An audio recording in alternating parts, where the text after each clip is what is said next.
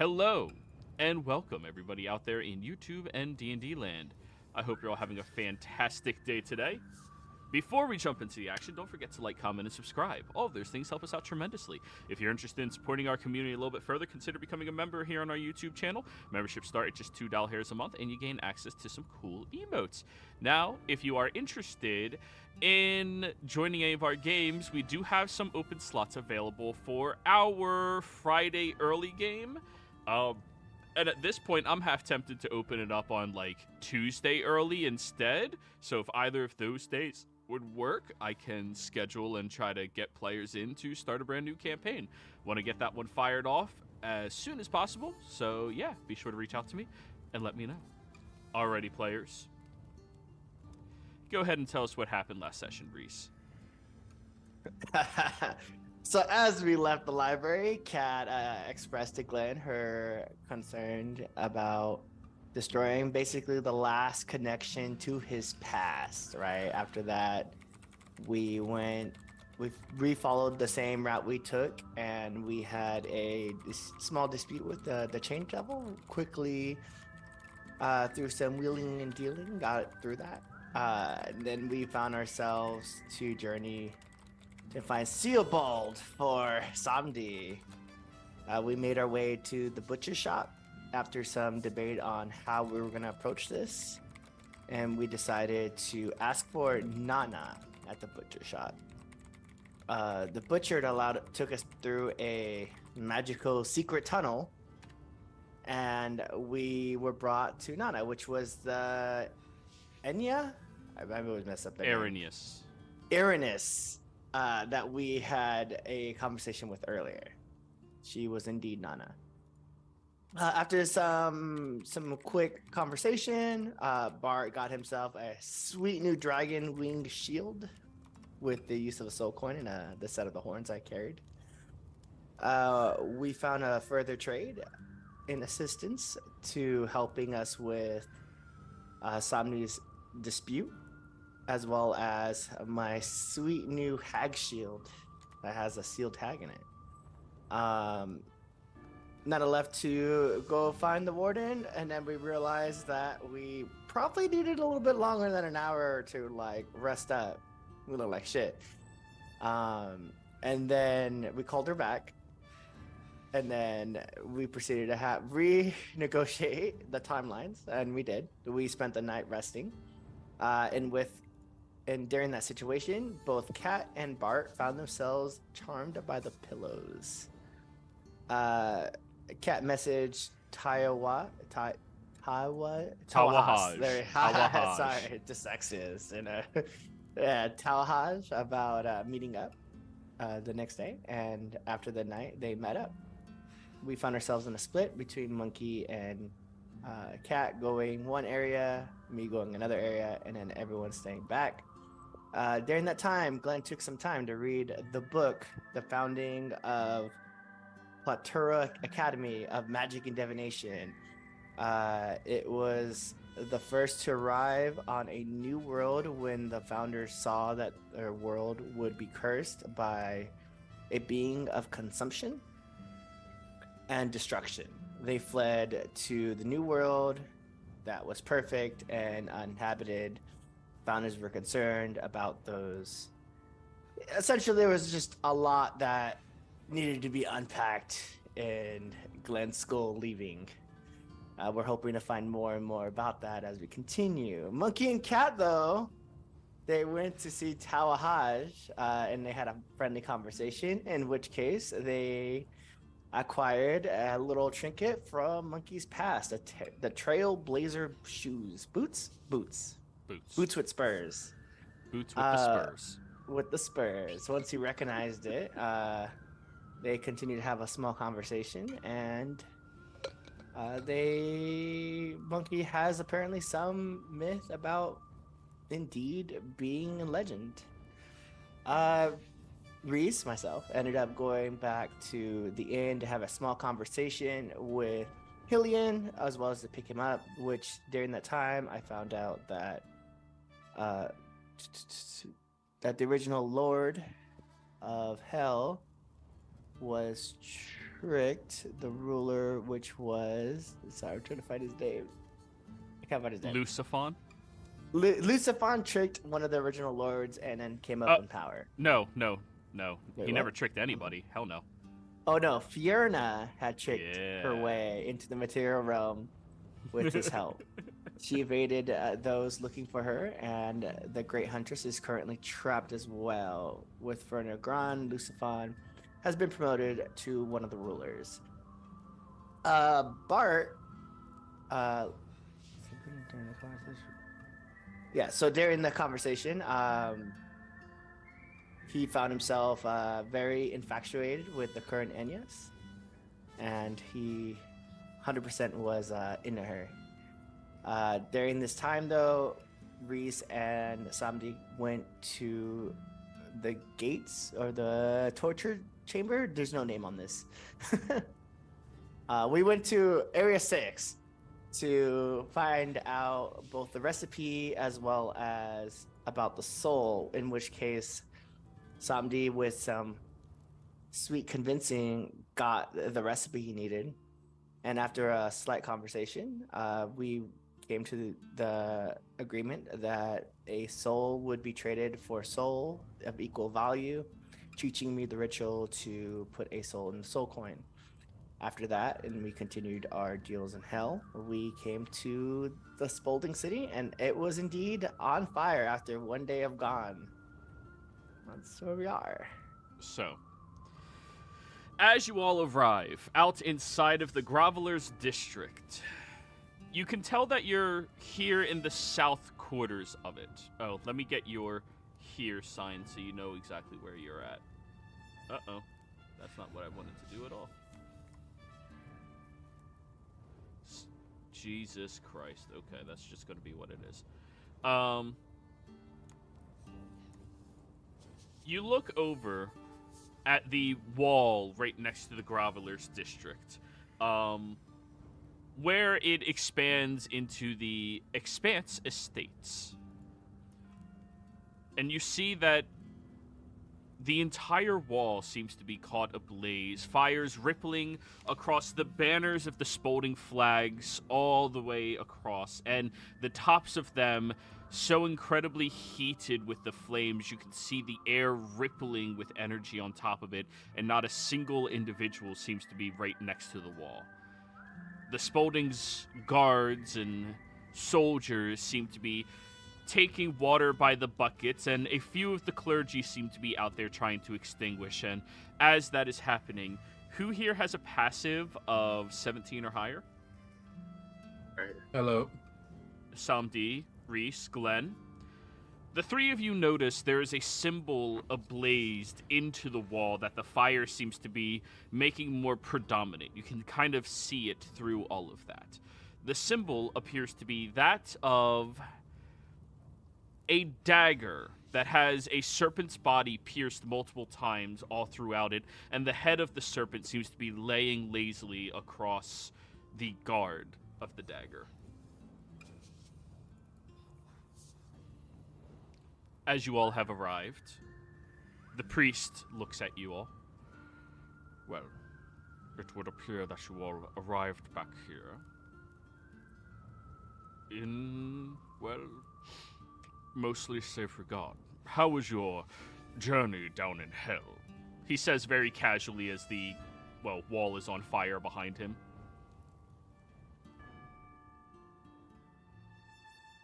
Is this Rossman? This isn't Rossman.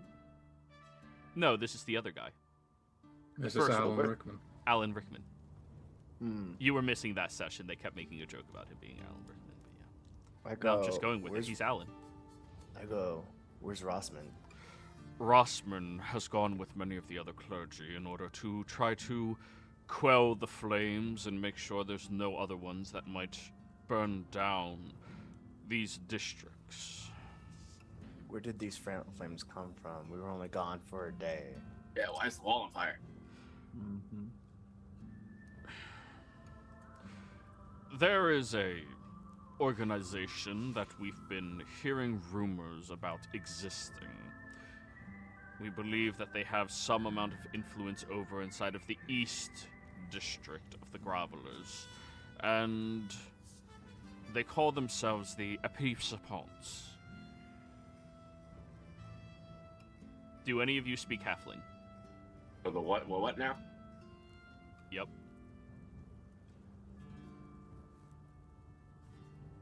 Nope. You're not. I do not. It is Halfling for the sword that cuts the head of the snake off. Is that what that symbol is? Yes. We originally thought they were rumors and thought nothing of it, but it would turn out that they are actually a terrorist group hell-bent on destroying the city. Imbeciles think they're doing it to help out all the poor people in the Gravelers district. But a fire that large... Any of you proficient in survival? Yeah, that's dangerous for not the people inside the city only, but also the people in the Gravelers district. There's trees everywhere. Everything out here is super dry, and the guards would not be pointed to actually help protect them over the city.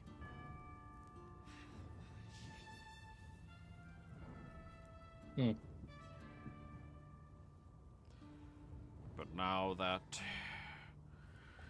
we know they exist, we'll just have to make sure that they pay the price for their dealings. I mean, it sounds to me like these people just have an issue with the Spauldings and how the Spaulding runs things. Regardless of their issues, they are attacking the people of the city and the Spauldings alike. Makes sense. So Recklessness will not be tolerated, and the law is still the law. Of course. So, how is your mission? Ooh.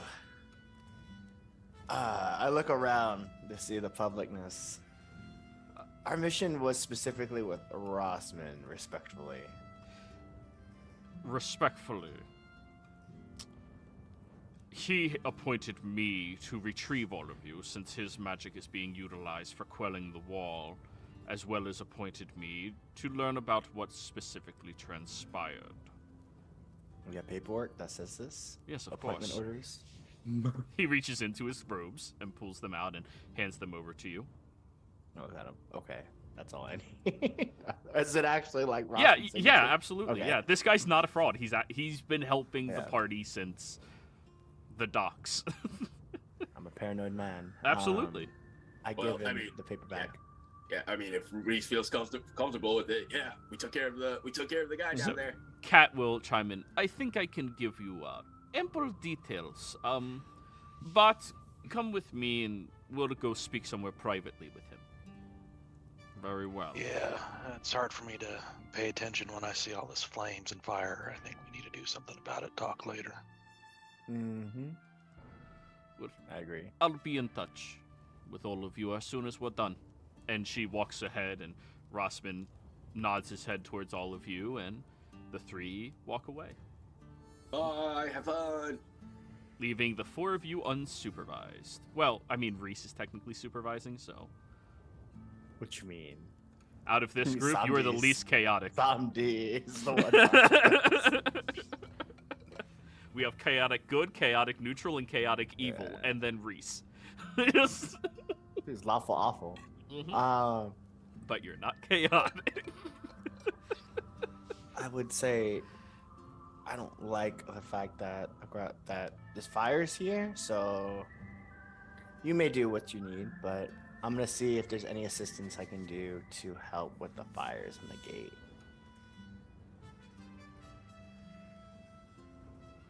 Reese, do you know Yeah. create water? Nope. Mm. Not. I don't have it prepped. Yeah. The cleric spell. Yeah.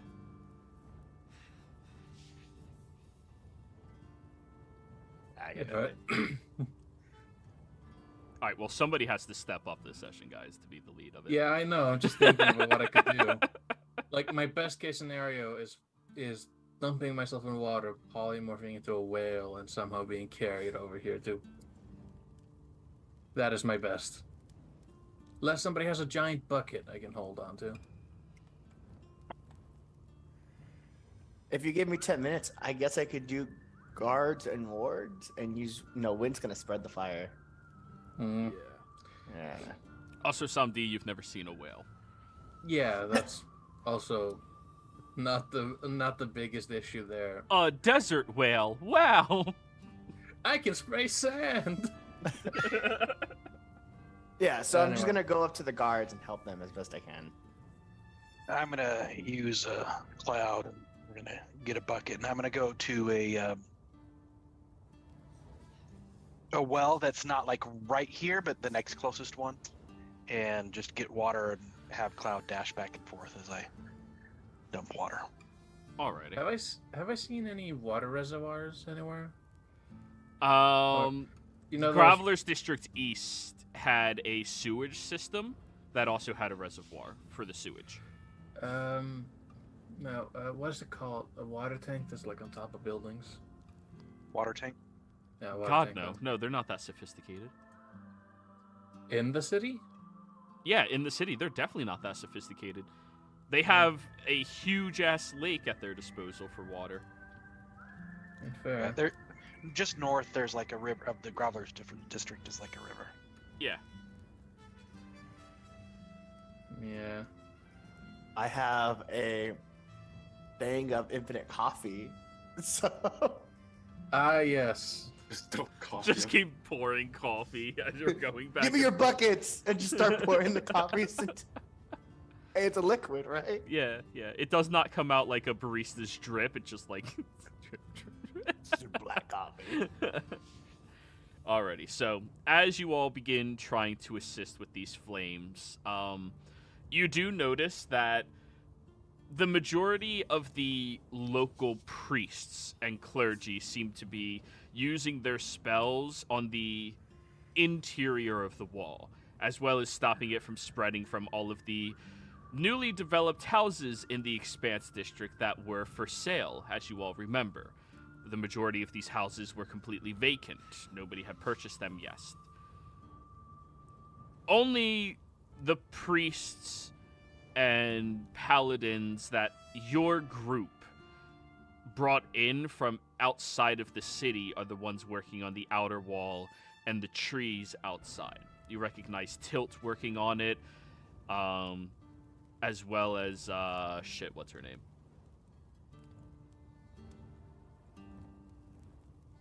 Gray. We're talking about... Oh, Gray, yeah. I was about to say, are we talking about the bugbear that kept following?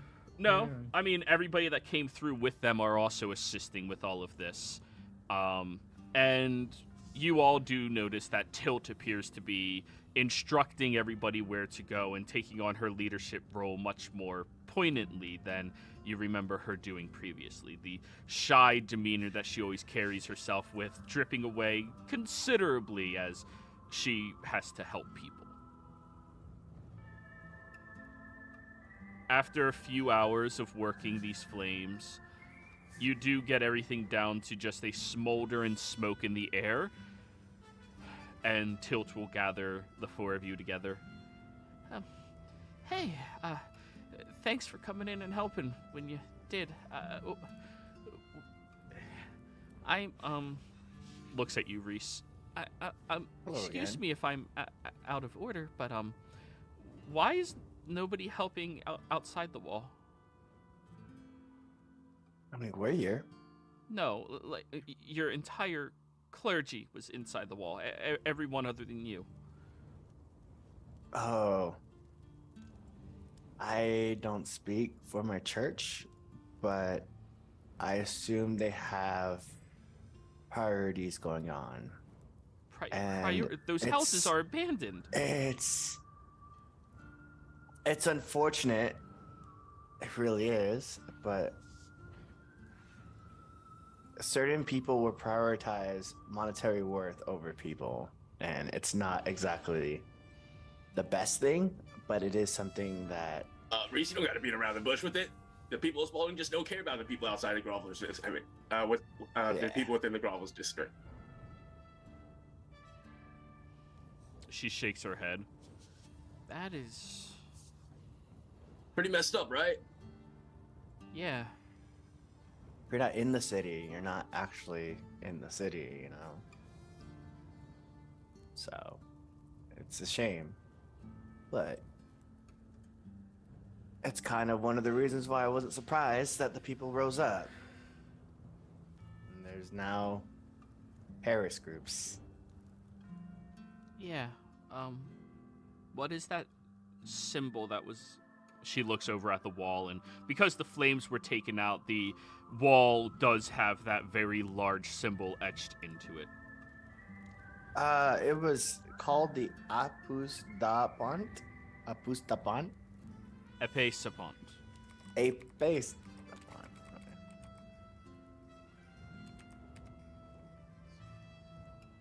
Thank you. Epée Sapant. Oh, I completely wrote something different down. Yeah, that's fair. And And I I can show guess- you all the handouts so you can see. Show to everybody. Load the image.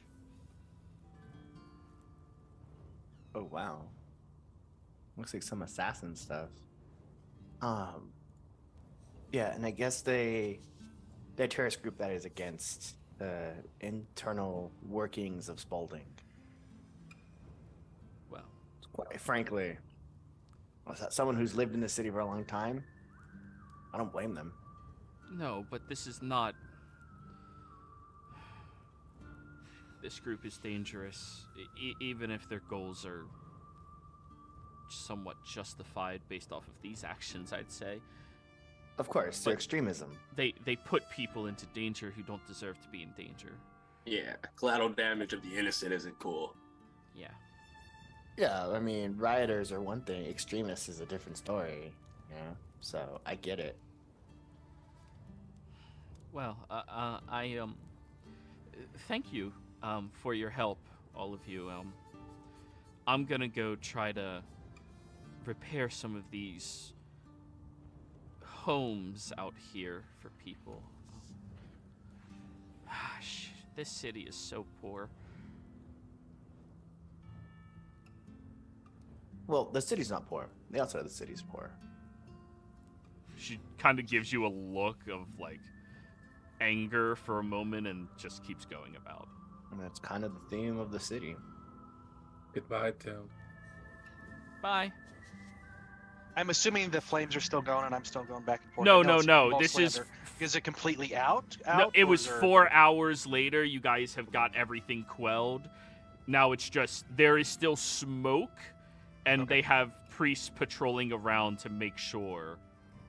All right. I'm still up and out with the embers and the making sure that nothing's gonna recatch and whatnot. All right.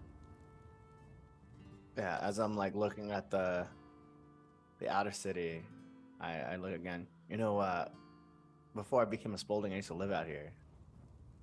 And every time I come out here, it's like a reminder of like just the struggles that the city has. Do you feel any type of way about the way that they're being treated out here with this fire and stuff? Like, I always have. So, little story here. As I'm like looking at the dirt and the rubble. So there used to be a plague about like 110 years ago, similar to what we experienced here. Not to the extreme. There was a cure for that one. And the Spaldings, they, through either their research or someone in the city discovered it, they found out like a vaccination almost, like a way to combat the plague that was on the outside. But opposed to giving it out, they sold it. And that's one of the things that killed my wife. So, Which one? my first wife. My only wife. what was it? Oh. The password to the door, right? Mara Yeah. Levon? Yeah. So, when I come out here, it's kind of a reminder about the people suffer like we did all those years ago. So, I don't know. It just food for thought. It's kind of painful to be out here. Well, I feel the least that we can do is get to the bottom of what's going on out here with these EP serpents. So let's maybe we should try to follow some clues and try to get to the bottom of FP serpent. Yeah, that's what I said. EP serpent. Yes. Where do we even start? That's well, the big question. Well, The Eastern District. yeah, the good old way is just to just bump around and start hearing around for rumors and such, and just play off that, Using the hat of disguise, I disguise self. It's probably easier if I don't look the way I do. Puts people on edge. All right, are you guys gonna go get Monkey? I look Where'd at he go? Monkey.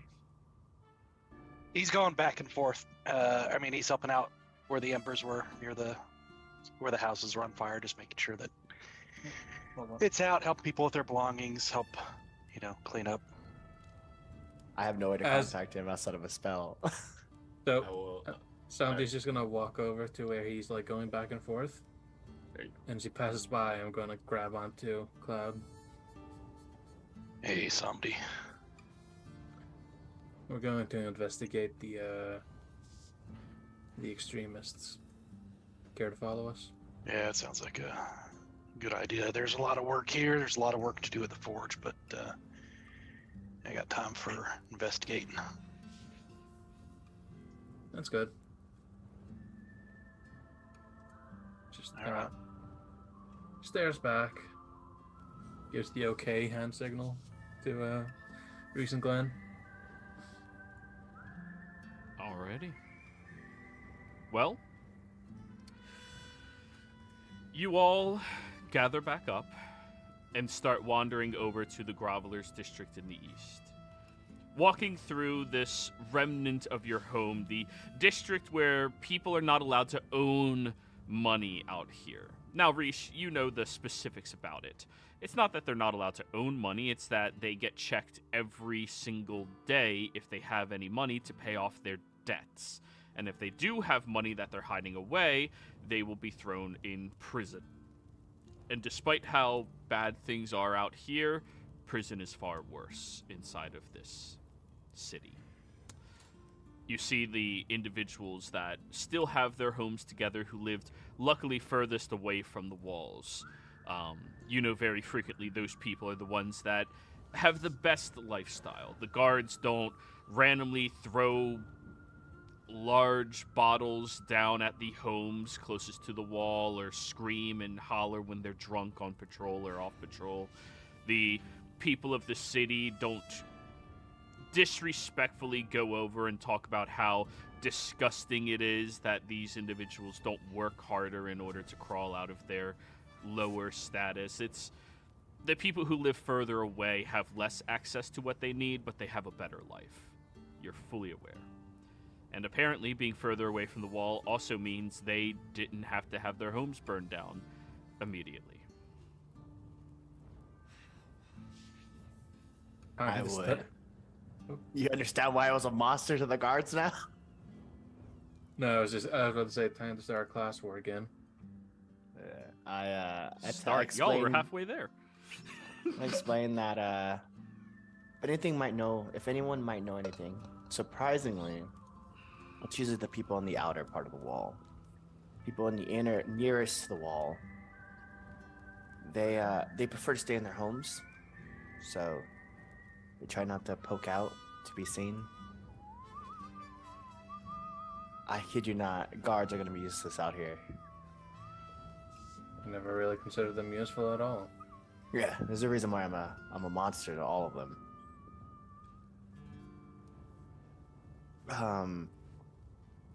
I would look around for any of the people in the outer district that might be particularly staring at that the symbol that was burnt on the wall. Roll an insight check. Can I also do that? You may.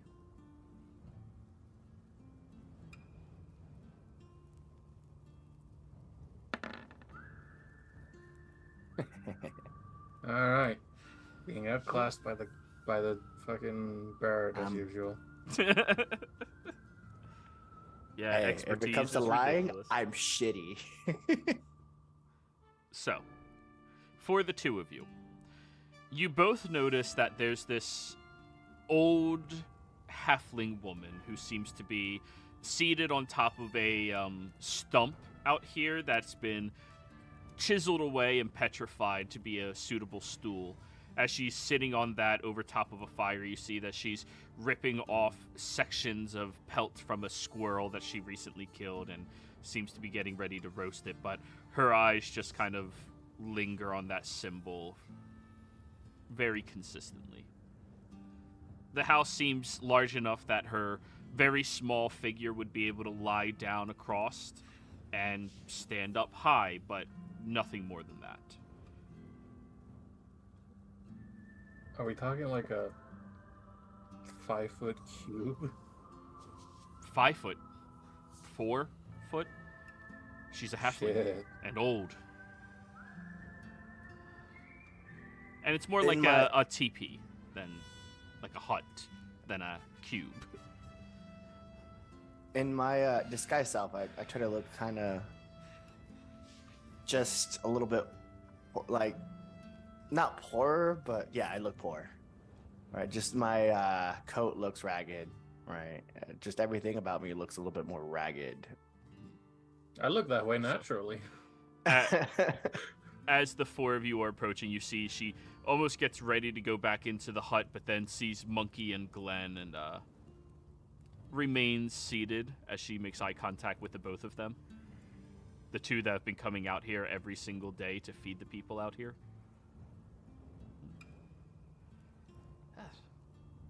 You're late for the sandwiches there, Monkey. Yeah, we got, unfortunately, we got held up. We were trying to, well, you know, there was issues with the food supply and stuff. We were trying to see if we could get that fixed up. Was that actually an issue, or were they just giving an excuse so that we didn't get fed? She kind of like No. rips off the pelt more aggressively when she says that. It was actually an issue. Now, mind you, I wouldn't put something like that past them, but it was an actual issue. Yeah. But we're all here. I was Go just ahead. gonna say, yeah, they just were just denying us the sandwiches as far as we know. But we were trying to get them to you guys, but couldn't do it. Yeah, but we're here, and we helped brother Glenn and I helped put out the fire, and now we need to help clean up and get some food out here as soon as we can. Right. Well, better late than never, I suppose. A lot of people closer to that wall are gonna have need a lot more help, I guess. Yeah, everything's gone, and just let them know if they need anything to reach out to Father Jack here. And I point to Glenn. And who are these two you bring out with you? Don't recognize them. Just more people that tend to follow us a little bit.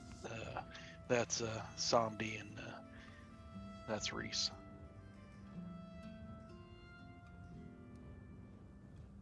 Yes.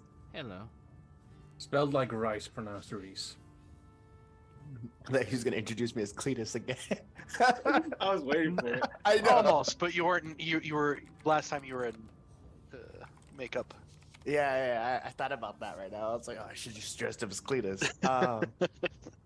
Missed opportunity. I go, yes. It's unfortunate that happened. What do you know about that symbol? It's an old one. I recognized when I was a little lass, but I don't want to get mixed up.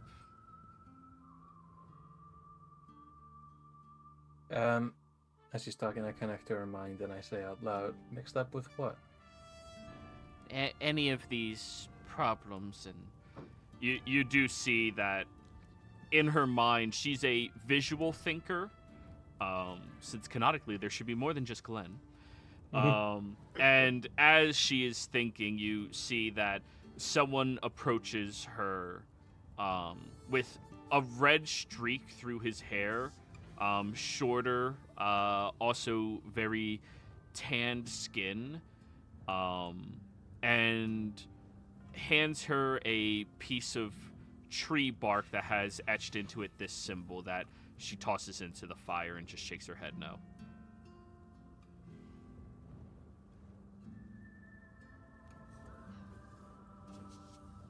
Here.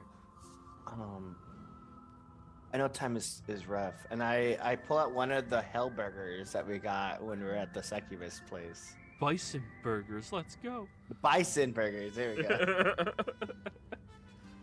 You don't know It's what like the wrap meat is, up. but damn, it's good. Yeah, I have 6 of them because I wanted to give one to the butler. So I'm gonna give her one. I go, here.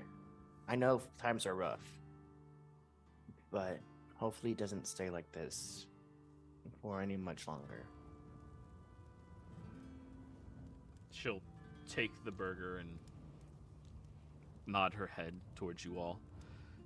Thank you for respecting my privacy. Of course. Of course. Yeah. Well, what time of day is it, Joey? It's early day still. For all of you, it's bright in the morning. Actually, this would be mid-afternoon, probably like 4-ish, 5-ish. Only a couple of hours before dusk. But hey, all of y'all are spry. It's morning time for you. Mm-hmm. You could work all through the night, no problem. Well, we appreciate everything you do. And if you do happen to maybe hear something, just get word to Father Jack. And until then, we're going to do some more cleanup and try to go round up some, make sure we have some food to bring out here in the morning and tonight. Will do. I'll start gathering up who I know that's gonna need some help and make sure they're closest. Do you mind if we meet over at the eastern gate instead of the southern one? They're gonna have a lot more guards given, well, last time something like this happened, there was riots all over the place. Yeah. Samdi's still connected to her mind. You see, there was a bit of a fire that occurred. People were rumoring that a guard who was drunk on the wall knocked off their lantern, and it just caught a tree on fire and spread through, and people were attacking the gates because, you know, you burnt down our home because you're bad at your job. Fuck you. Go ahead, monkey. All right. Well, we'll be back shortly. She'll continue eating the burger. Brother You Jack, like it? we got some. We should try to go get some supplies and bring back here. Yeah, as soon as possible, I would say. Reese, Samdi, care to join us, or Yeah, you got other plans? pretty invested in the outer city. Yeah. Are you guys are going into the city, right? Yeah, we're gonna go try to grab some food to bring back. Okay. When we Best get a we little can. bit, as we get away from her, is when I'll drop the disguise and I go. It's usually easier to work inside the city like this. Gotcha. Let me roll a Who knows if perception you- check for the old woman. Oh shit. Oh, so close. Yeah, she doesn't Oh, see plus 15, 18. you. No, she is decent Plus at 27. it, but Plus 27. she's decent. She's the old Italian grandma that watches everything, you know? Like, Yeah. She was gnarled Glitterberg the whole time. yeah, she's not Ah, just yes. an old lady, she's the old lady. The old lady. You see, the old Italian grandma that watches everything is the official security system of New Jersey. So, yeah, exactly. Reese, history check, please. Of course. At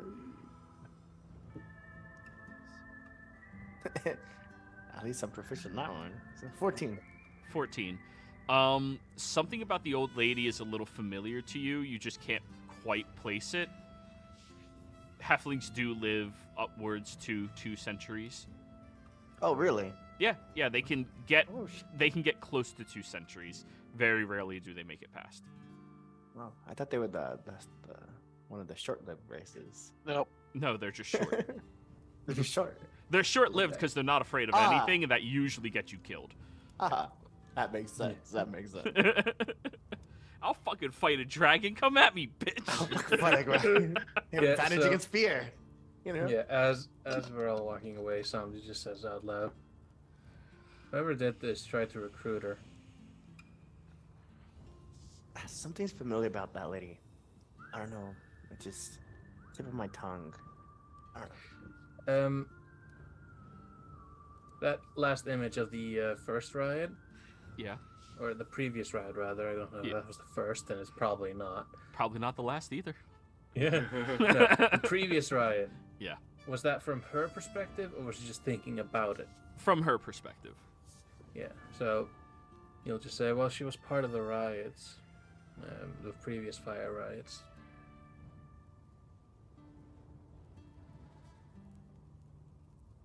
So maybe that's where you know her from, considering your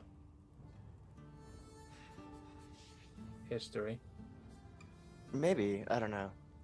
I usually don't. It wasn't until you guys started showing up. I didn't really leave the walls after I got in the walls. Something Wait, they were about gonna leaving- keep you out? No. So like the thing is that like what you see now wasn't exactly who I was. You see how I was sometimes in battle, right? But music was kind of a passion of me and Meryl's when we were out here.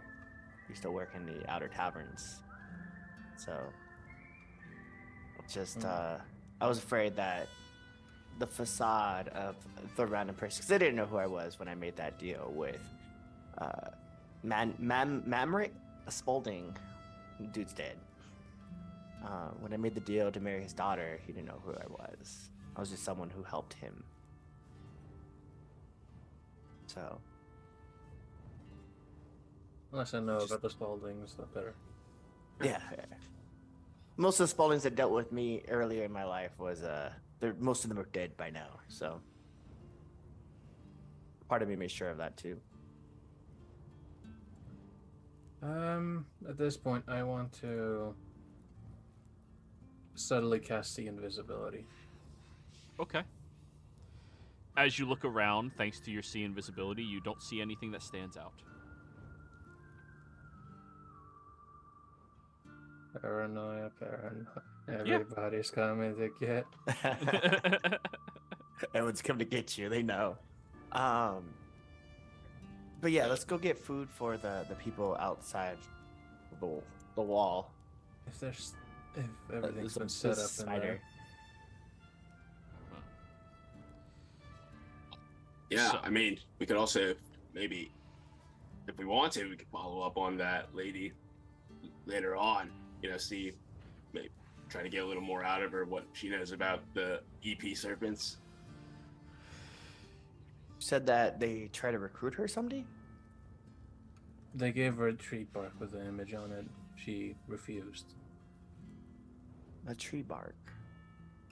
Like, hey, take up the symbol again, and she threw it in the fire. Reese, out here, they don't have access to parchment. Shit's way too expensive. Okay. So if you're going to write on That's what I kind of anything, assumed. that's what you have abundantly. Yeah. Before you start getting into the conspiracy mindset. No, that's all they're connected. poor. Like, They're druids! No. It's all connected. oh They're no, all eco-terrorist hydrogen. druids, run! Find the local circle. Murder them all. No, I think their paper is horrible. Wait till you check out their TP. No. Yeah, But yes. Sandy is just walking away from this conversation. but yeah, I think our best bet, Monkey, you have an in with a lot of the outer wall people. I think our best bet is to have you take the lead on this one. Yeah, we can. See what we can do. I think we need to go get maybe some food though, because they were battling on that fire. And a lot of people lost possessions. There's gonna be some hungry people there. I Okay. think we start with that. So, moving back, as you all pass through the gates, you do see there's already a large congregation of grovelers outside of the South District's wall over here. As you I all missed- are approaching, yeah. If you're pointing, I missed. Oh, here. Here, let me make the map smaller. That might help. Yeah, you definitely have to zoom in to see shit. This map's huge. Okay. Oh, I see. Right That here. also leaves the problem of not having the camera in the Okay. right place. That's fair. All right. I was Yeah, it's too far over to the. No, I was west of Graveler South. Okay, gotcha. Oh yeah, no, this gate would have been the closer one for all of you to get to. Yeah. Okay. So, as you get over there, you do see that there's a fairly large congregation of grovelers out here who are beginning to become very unruly and pissed off. They seem to have placed roughly about 40 guards outside this gate right now, which, based off of a city this size, Reese, they only ever have about 120 guards patrolling at a time, which means 40 of them are here. That is... They either brought people in off duty or they're real focused on not letting it happen. In fact, as you look at them, all of them are wielding halberts in order to keep people further away, and their blockade points have already been set up. These walls of shields that have large spikes have been placed around the outer wall itself. As all of you are approaching, you have to kind of fly over the crowd itself. And Reese, you're in your Reese form, correct? Mm-hmm. As you are going through, one of the people looks at you, looks at what you're wearing, and immediately, like, bumps into you a bit more aggressively, intentionally. I'll let it happen. I check my pocket. Well, I mean, it's all in my bag of holding. I make sure my bag of holding is there. Yeah, no, they didn't take anything. They seem... You're an expert at insight. They want to fight somebody, and they want to blame you because you look refined. Mm-hmm. I immediately am looking for that symbol in the crowd as we pass through it. All right, perception check, please.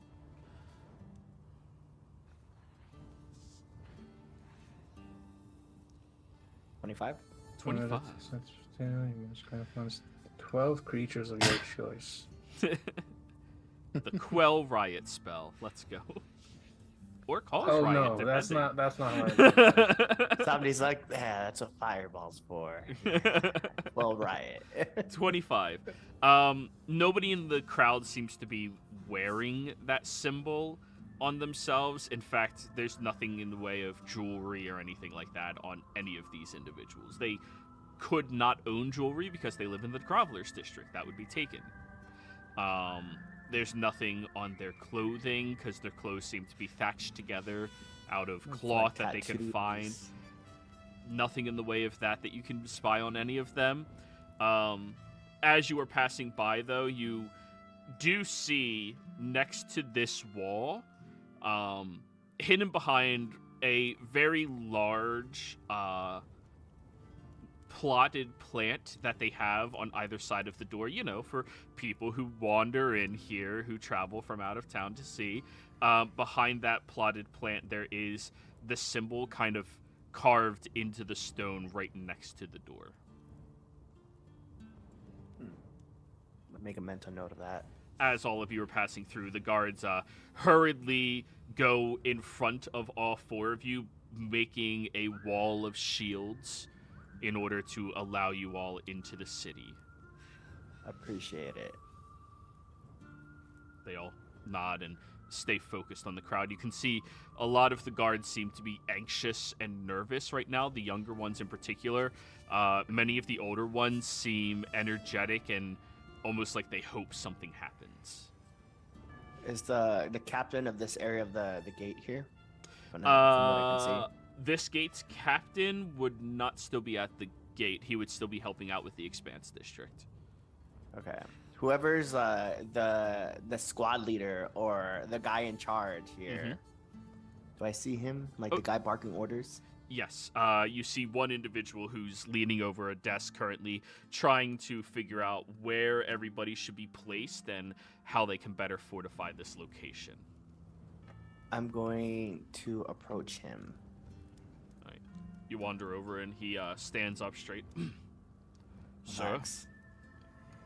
Actually, don't relax. Stay like that. So explain to me what happened with the fire, everything. Sir, there's been no official report to give quite yet. You Can I were there, connect his though, right? mind? Sorry. Yes. No, I want you to. It's cool. No, I was saying sorry for interrupting you. No, you got this. You want to try to connect to his mind? Yes. Alrighty. As you do that, you notice that in the corner there appears to be a man who manifests with a bald head, and his eyes seem to linger over towards you, Samdi.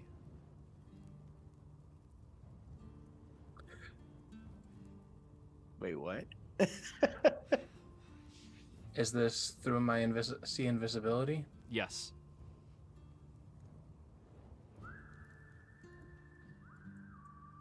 Do I spy anything on him that identifies him?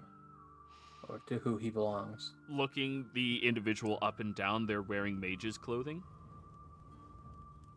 Like typical robes for a wizard. And some very expensive jewelry.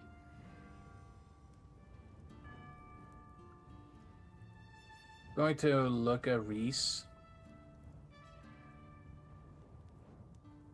And I'm going to attempt to connect to the mage's head. All right. As you turn your focus over towards the mage tilts their head and will appear before everybody as they take a step forward. Samdi, your connection almost takes place inside the mind. But before it fully reaches him, he calls to each of you. There's no need for any means of spell casting while within this outpost. I thought we went over that it's not spell casting, it's natural. He doesn't know that all he can do is detect magic. I thought we went over that it isn't picked up by detect magic. I never said that isn't.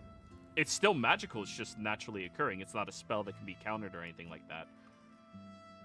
It's still magic. You're connecting to somebody's mind. It's just magic you can naturally do. No, wait. We actually have been through the opposite. They dispelled magic when we were dealing with those insectoids.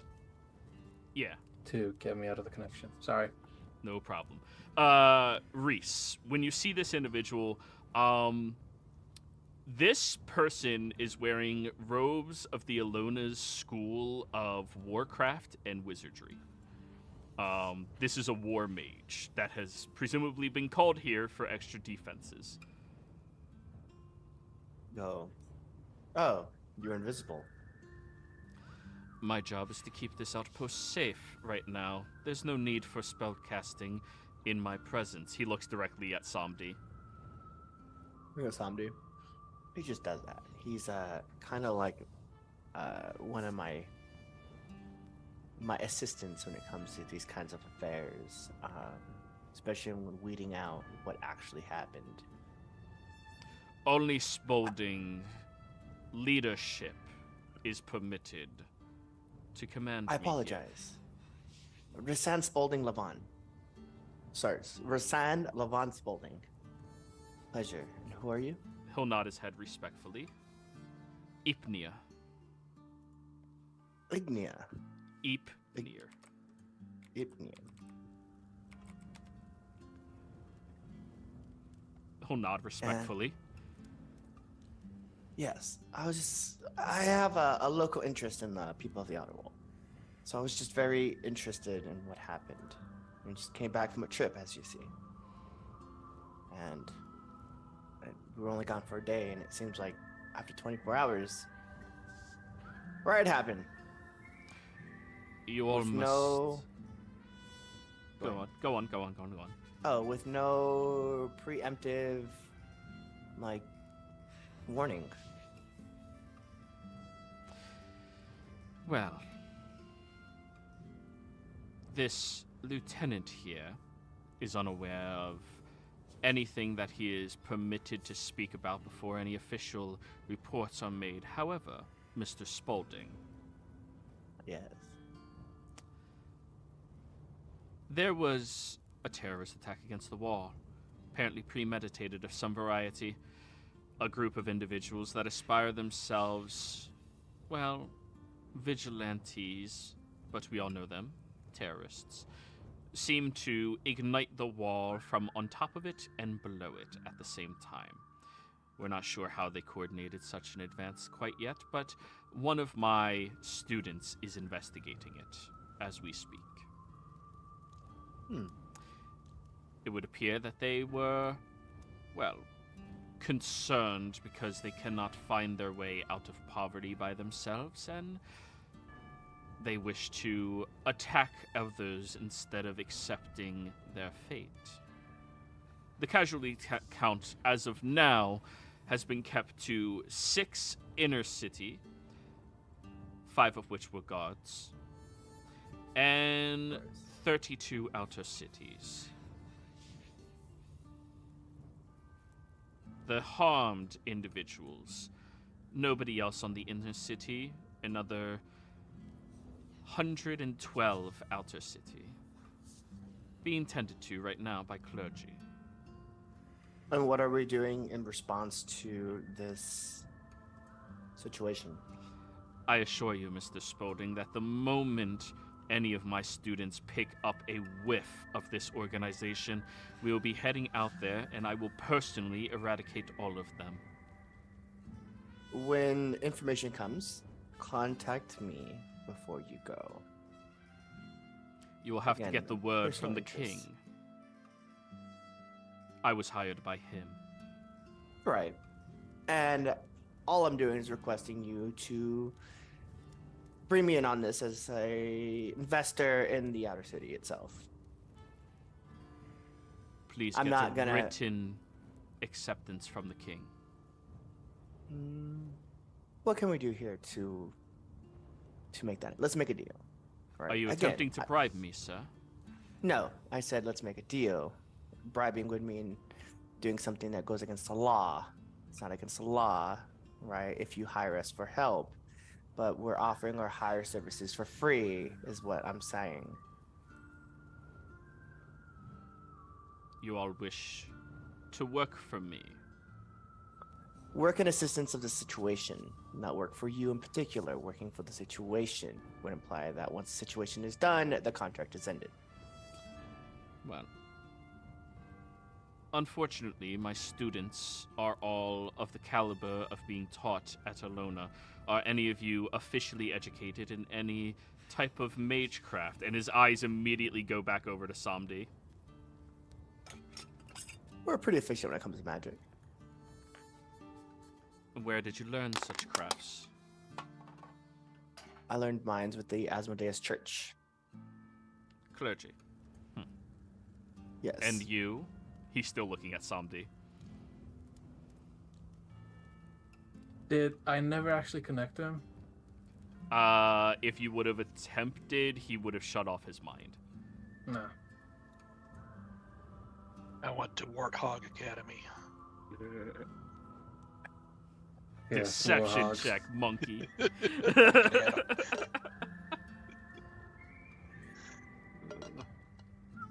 Yeah. Go ahead, somebody. Ah, yes, Warthog Academy. There you go. If it's bad, let me know. I might like you that. Yeah, I just said. I was taught at Warthog Academy. Maybe you've heard of it. Alright, deception check both of you then. I think Monkey was joking. We were I was all- joking. I was joking. Oh, goddamn. Alright, never mind then. But I don't think Samdi is. I think Samdi. Well, obviously he's not joking. Zombie doesn't joke. I just don't care about what this guy thinks of me.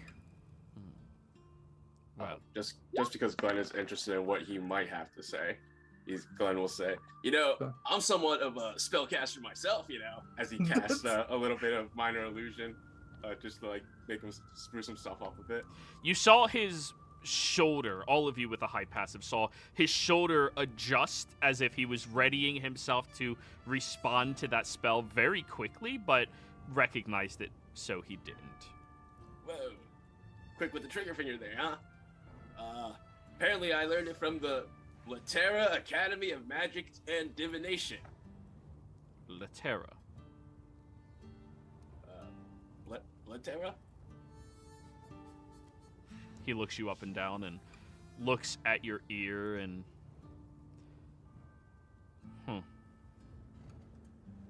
Well, if my students come across anything that I think some other students might be able to assist with, I may reach out to all of you. However, we have this under control.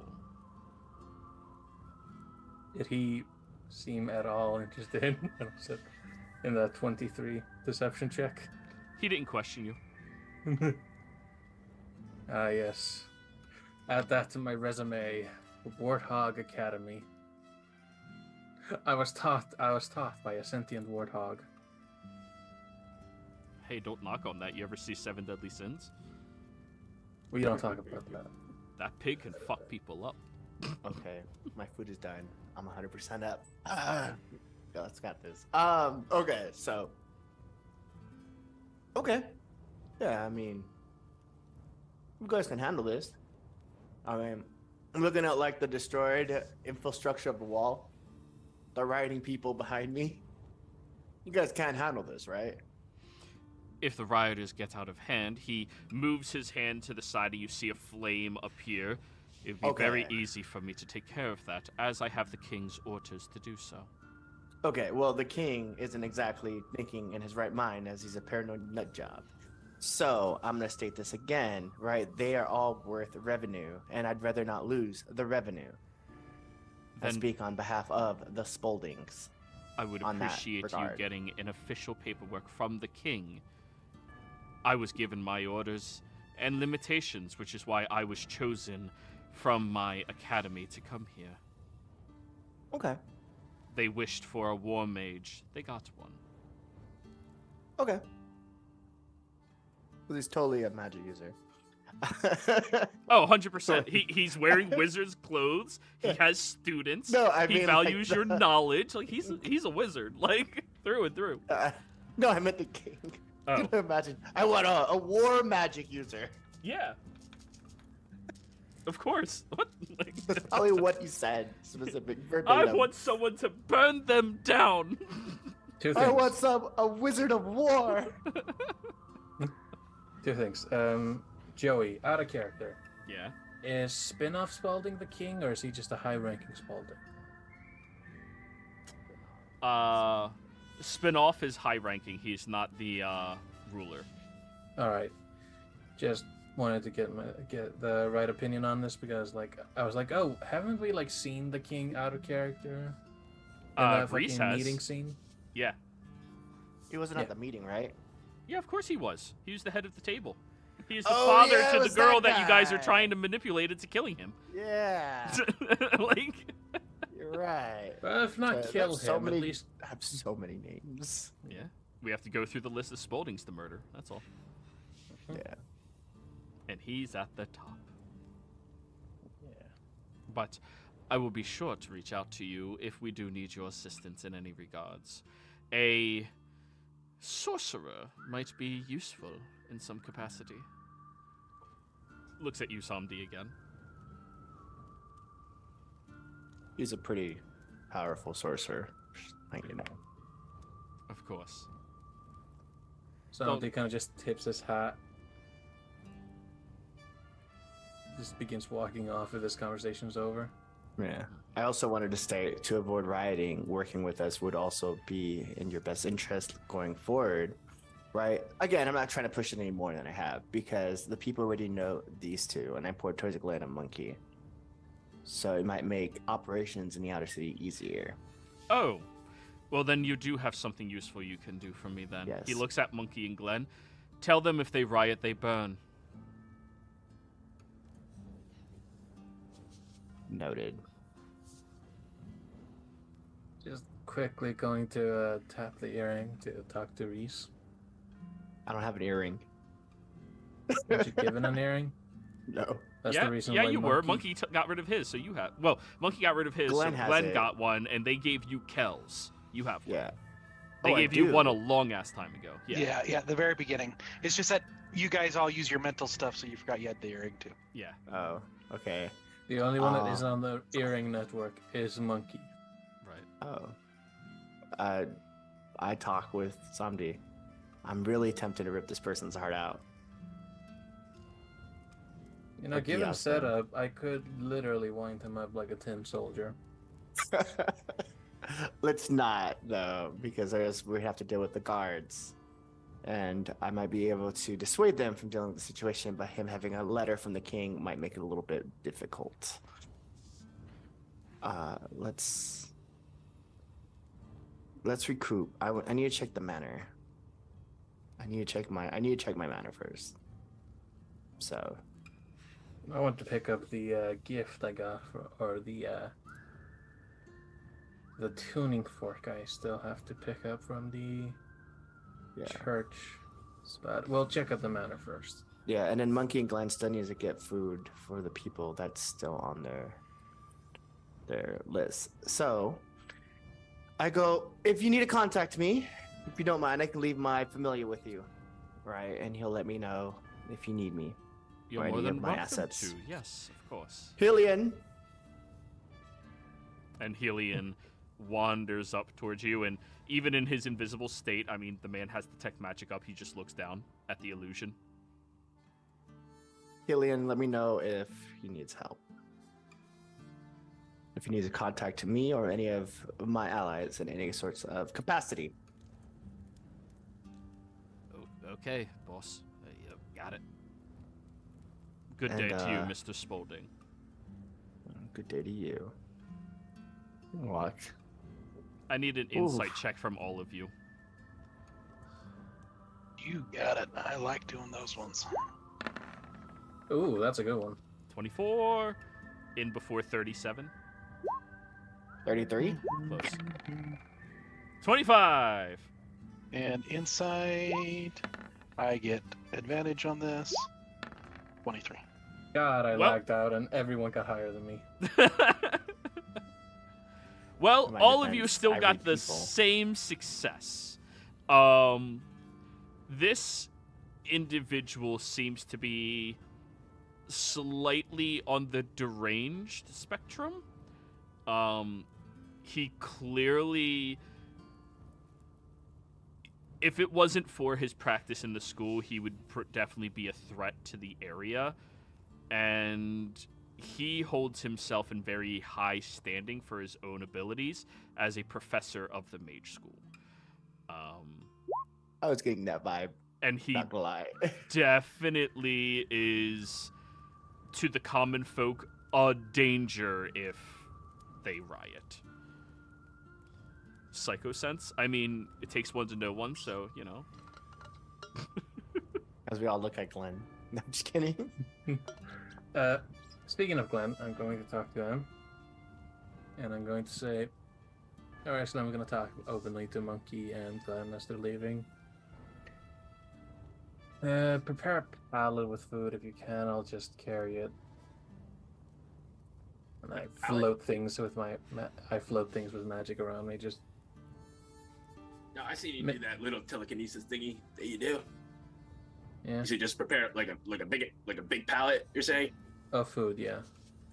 Got it. Plus, at this time, my guards and wards should be... Because it's up for 24 hours. We've only been gone for roughly 24 hours, right? It's up for 24 hours based off of you. You went there, took a rest, traveled for several hours.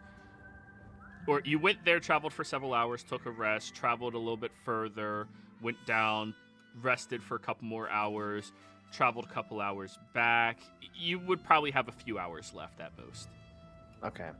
So when I get to my manor, I let everyone know I need to recast the wards up to make sure that no one can replicate the magic circle at least.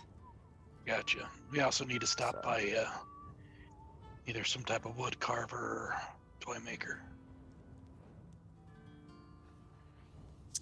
The toy maker. I should know the local toy maker because of my daughter. Oh, Right. okay.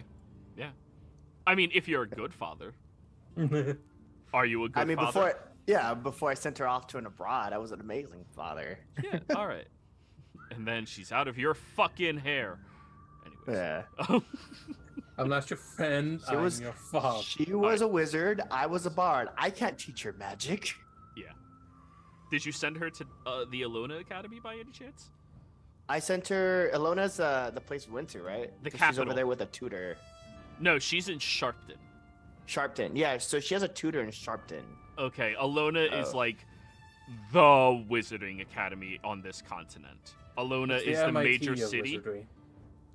I don't know. I sent her to Sharpton because she has a tutor there. Oh, I mean, yeah. I'm assuming she's unique. I don't know. Yeah. But if she So went to instead the of Alona MIT. one, you might have known who this professor was. Yeah. I mean, I like to think that I tried to send her, and she was like, "Nah." Rebellious teenagers. I'm not going to Harvard. I'm not going to Harvard. I'm going to Cal Poly. Oh, Jesus. Anyways, have you seen the brochure? We have a beach. Like, Come on, man. I gotta go to Berkeley. anyways. Okay. Yeah, the local toy maker, his name is Bardson. And it is Bardson Nobles. He makes the most noble of Bardson Nobles. of toys. Yeah.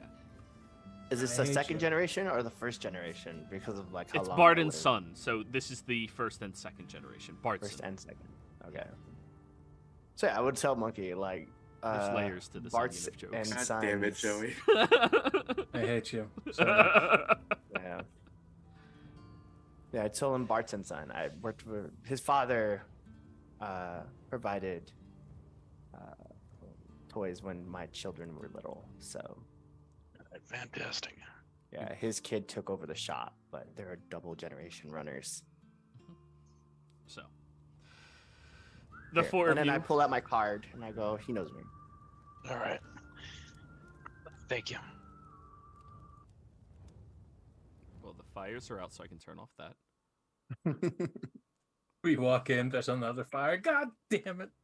So, as you get over to, are you all going together to the Bardsons? It's on the way to your home. Yeah. Then I don't give you the card. All right, we're checking out the toy shop. There's only four Yeah. of you guys. Splitting the party really slows Yeah. down everything. Yeah. I'll let Glenn know. I've had many children over the years. Most of them, like, I don't keep though. So it's always interesting coming here. I lean over to Glenn.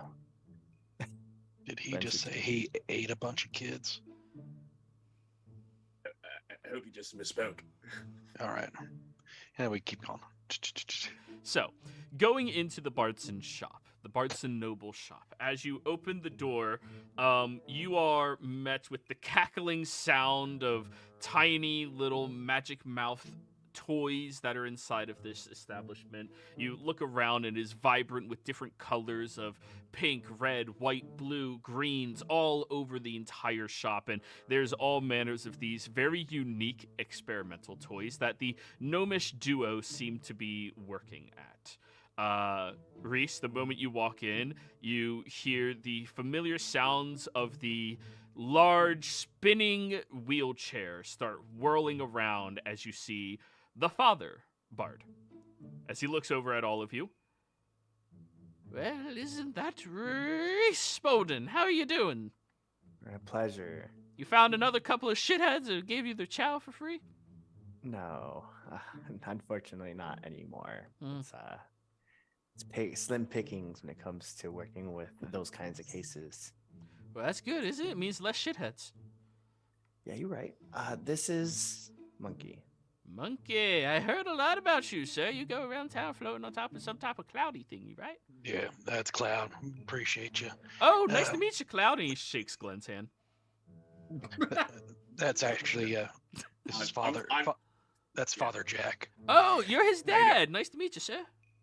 We have That's Just roll with it. Just roll with it. request Just roll for with you. We have a request for you. I'd like to get some things commissioned. I wanted to get a Oh, yeah. quote. So, you see, we have these things here that help us out, and I pull out my devil sticks and I glance at Brother Jack and indicating for him to pull his out. Take mine out too. Oh, devil sticks. Oh, yeah, they're a lot of fun, aren't they? I want some of the. I want to get a bunch of these. The two that you hold in the hand, which are called the, whatever's. I say the right name. I want those to be. Stick. Yeah, I want those to be made out of metal, and then the middle one can, of course, be made out of wood.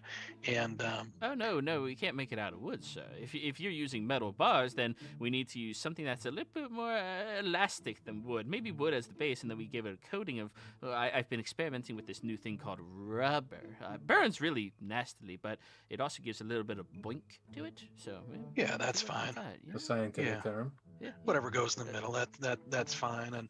And if you could put this symbol on, I'd appreciate it. And I pull out a piece of paper, and it's got the letter M in sign language, like a fist. So it's like a fist, but it's actually the letter M in sign language. Now, if we were to do these in bulk, how much you thinking each? Well, what's your definition of bulk, sir? Are you talking about you want 12 of them? Do you want 100 of them? You want 100 to start would be good. 100 of them? Oh, that's going to take quite a hefty order for you, too. You're going to be taking up probably a good 2 weeks of my time to make 100 of them. And we'll start collecting them as you complete them. I'll pay in advance, of course. Oh, is he good for it? Looks over at you, Reese.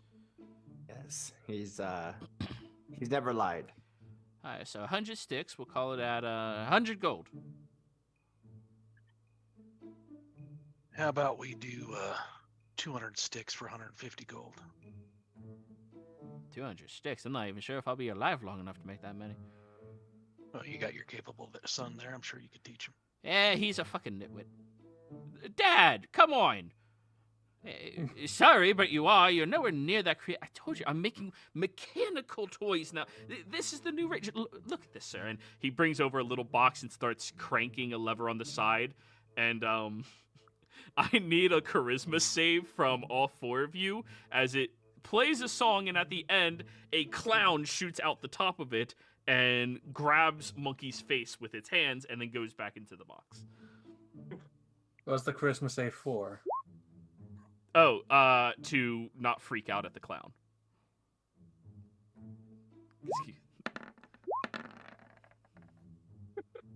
Code composure the whole time. I'm just gonna choose to fail and just bite it as soon as it pops out. Oh, you guys guys- save. Yeah, and I you guys did a can't. check.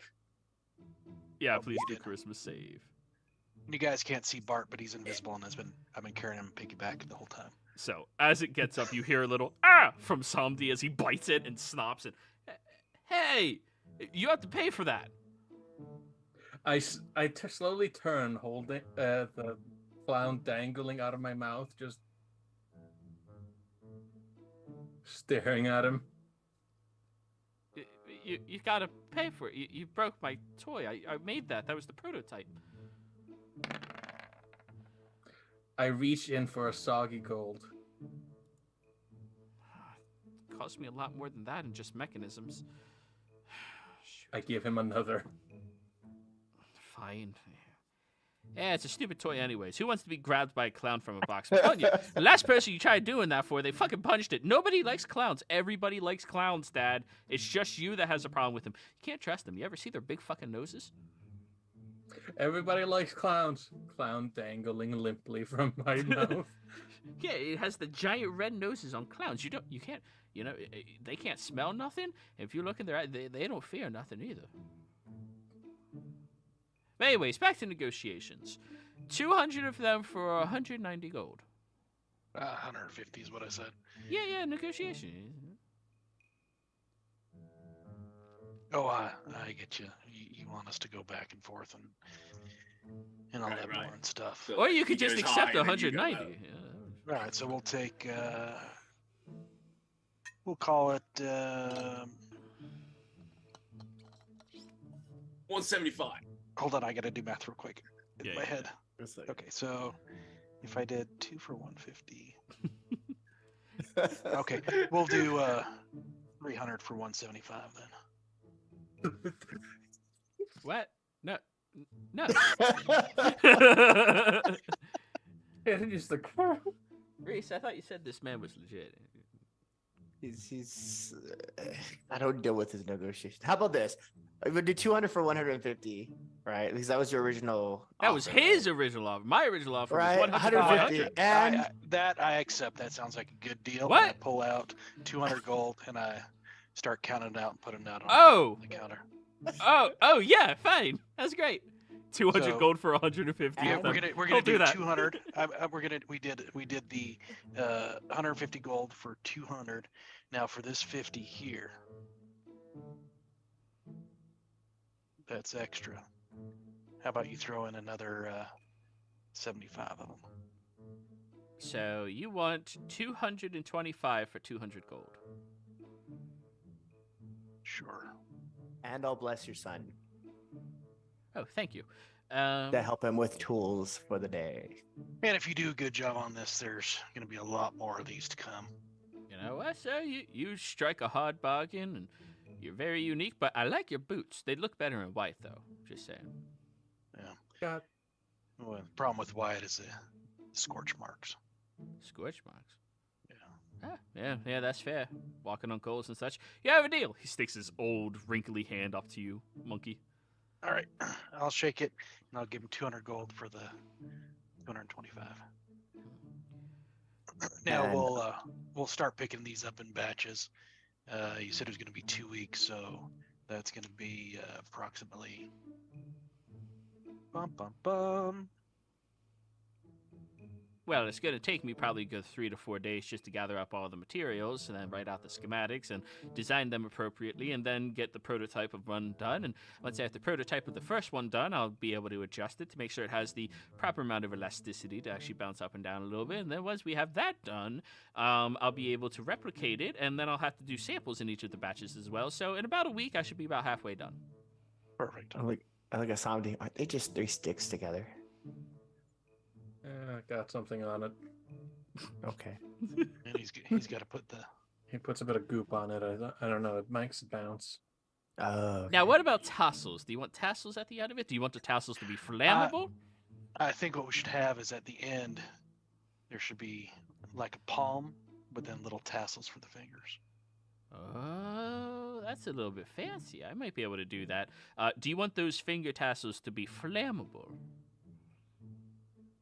As in, like, repeatedly flammable? Because technically everything's flammable once. Well, yeah, if it's repeatedly, that would be good. Because one time.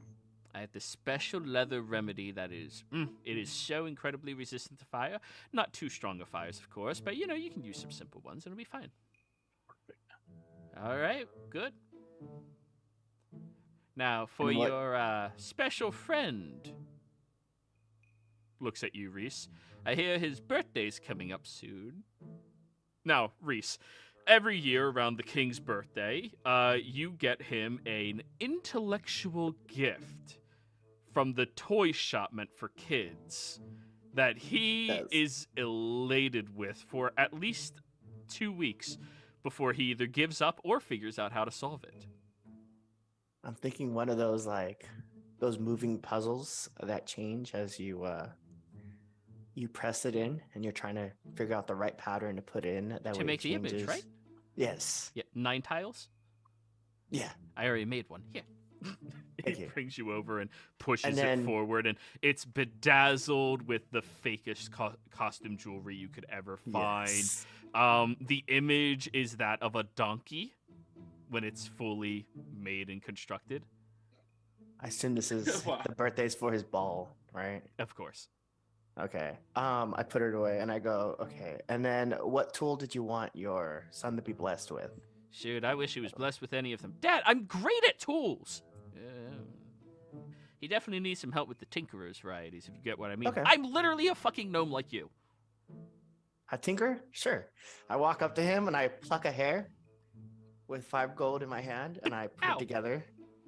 And it crushes together and the gold disappears and black smoke comes out and I throw it at him.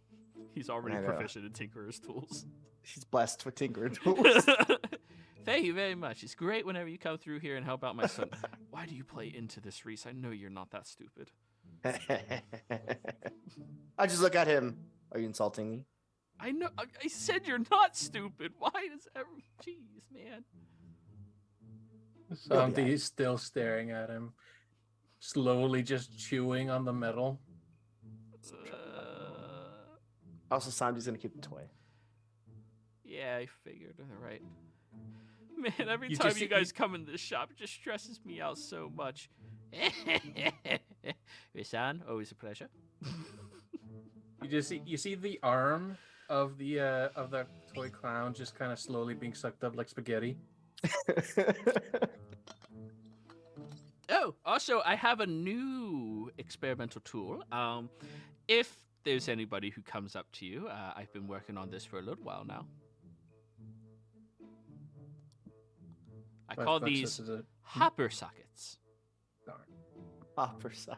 Yep, come with me. And he like spins around, and his wheelchair does seem to be more or less automatic and rotary. It has great directional control as he wheels his way to the back of the room and picks up these very large boots that seem to have clasps for the legs and sit on top of these raised rubbery platforms.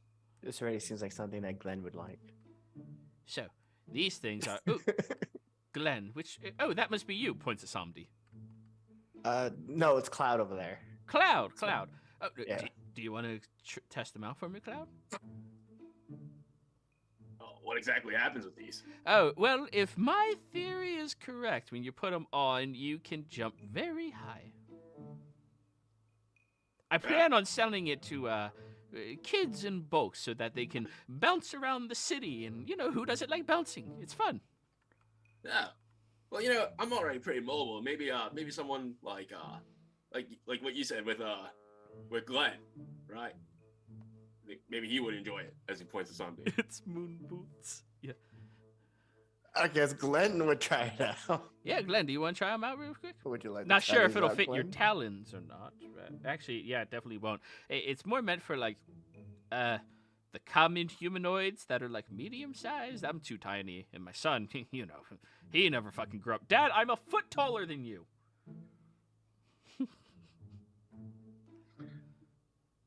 So what about you, monkey? Yeah, my boots are good. I do have a question for you though. Yeah. Do you have a local person here that makes combs, maybe out of wood or something like that? Oh, we got the beautician. Because I need to order a bunch of combs. Okay. She goes by the name Lovely. Perfect. Just lovely. Monkey's holy symbol is literally gonna be combs and sticks. Nothing wrong with this, I hope. Now you're catching on. Lovely. She has a shop right next to the staircase that leads up to the Spoding Castle itself. Many Spodings go to her to get their, hair follicles plucked, their bikinis waxed, stuff like that. Yeah, the necessities. Gotcha. All right. That's all I got for now. We'll check back in on you. Nobody wants to try out the boots? I'll buy a pair. Well, I can't sell them in good conscience. I'll try them. I'll go ahead and try them out. Oh, You yeah, seem yeah. like good peoples. Yeah. I just want someone to try it out before I can, know if I need to adjust it or anything. You're experiment number 1. Hands them over to Perfect. you. I'm sure, Monkey, you'll be fine. And I'm just gonna inspire him because I don't know what the fuck they're gonna do. All right.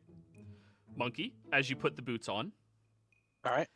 You do notice that you have a bit more bounce in your step than you usually do, and it does make you roughly about 6 inches taller as well. Oh, jeez. He's a fucking titan now. But you're used to being tall, and taller than you currently are, so you're relatively comfy. And he brings you all out back where there's a large courtyard that he has for testing some of his toys. And for some reason, there's scorch marks on the ground, and there's a few large divots that look like they definitely weren't dug but exploded. All right, sir. So the way it's supposed to work is you hop on one foot, hop on the other, and then hop on both at the same time, and theoretically you should get really high. Like, a few feet or so. All right, but still good in the brain, right? Not like... Oh, no, height-wise. Oh, gotcha. Yeah, All right. Go ahead, try. All right, And Monkey. So, somebody's gonna hold up a hand ready to cast something. Monkey. Yeah. While you Is were that wearing bettable? these boots, you may use a bonus action in order to activate them and jump higher. Roll an athletics check when you do so. We are Flintstones kids. 15. You're inspired. Oh, yes. D8. Goes away after 10 D10. minutes. D10. Oh, yeah. D10. Yeah, he's the good boy. Yeah. 2 more levels. 21. 21. As you hop from one, hop to the other, and hop on both, and boing into the air, you vertically jump 10 feet high into the air, and you manage to fall very well controlled. But, I mean, it worked, but definitely not for children. That Yeah, was a you know what little taller. they say. If Frog had wings, he wouldn't bump his ass every time he jumped. These Yeah? might not be right for kids, or maybe more for adults. Adult toys. That's a lucrative business I've been trying to talk to people over in the Promised Edge about, or the Hook District.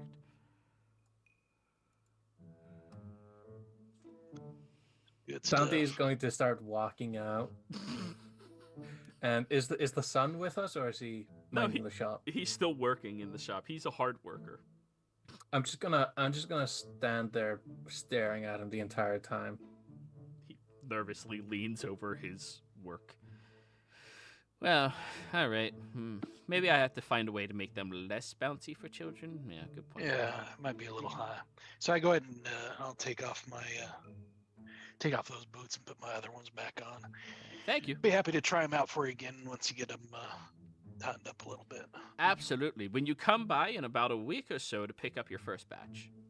Perfect. Perfect. Well, pleasure meeting all of you. Monkey, Sir, Glenn, and of course Reese. Have a good one. You too. Just before I Yeah. leave, is there a trash can in the store? There's a scraps can. They recycle Just- everything. Yeah, just before I leave, I spit the remaining scrap metal I've been chewing on into the can. Thanks for giving me more scrap. I pressed it just to get it clean, just like, God, you are so depressing. So, as all of you walk out of this shop, heading back over to Reese's, we'll go ahead and go on break, everybody. Be right back. All right, cool.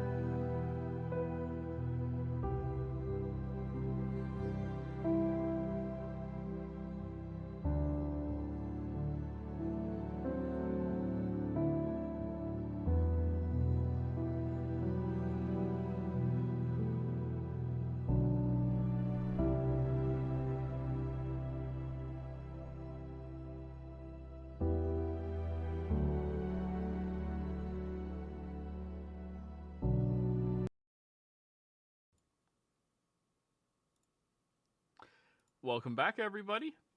So, we are on our way back over to Reese's estate, everybody.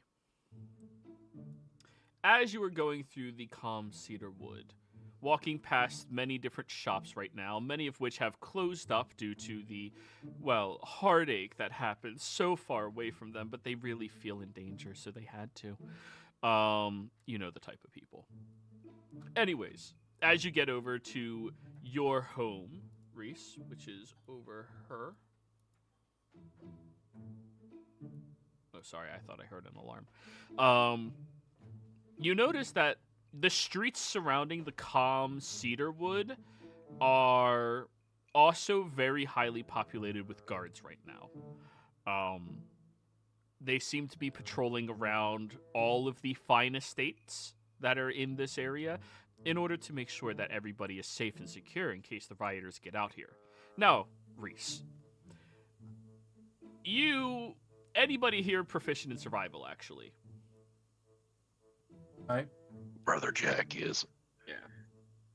The two of you would realize that this is 100% just a sign, a show of force. It is not actually useful whatsoever.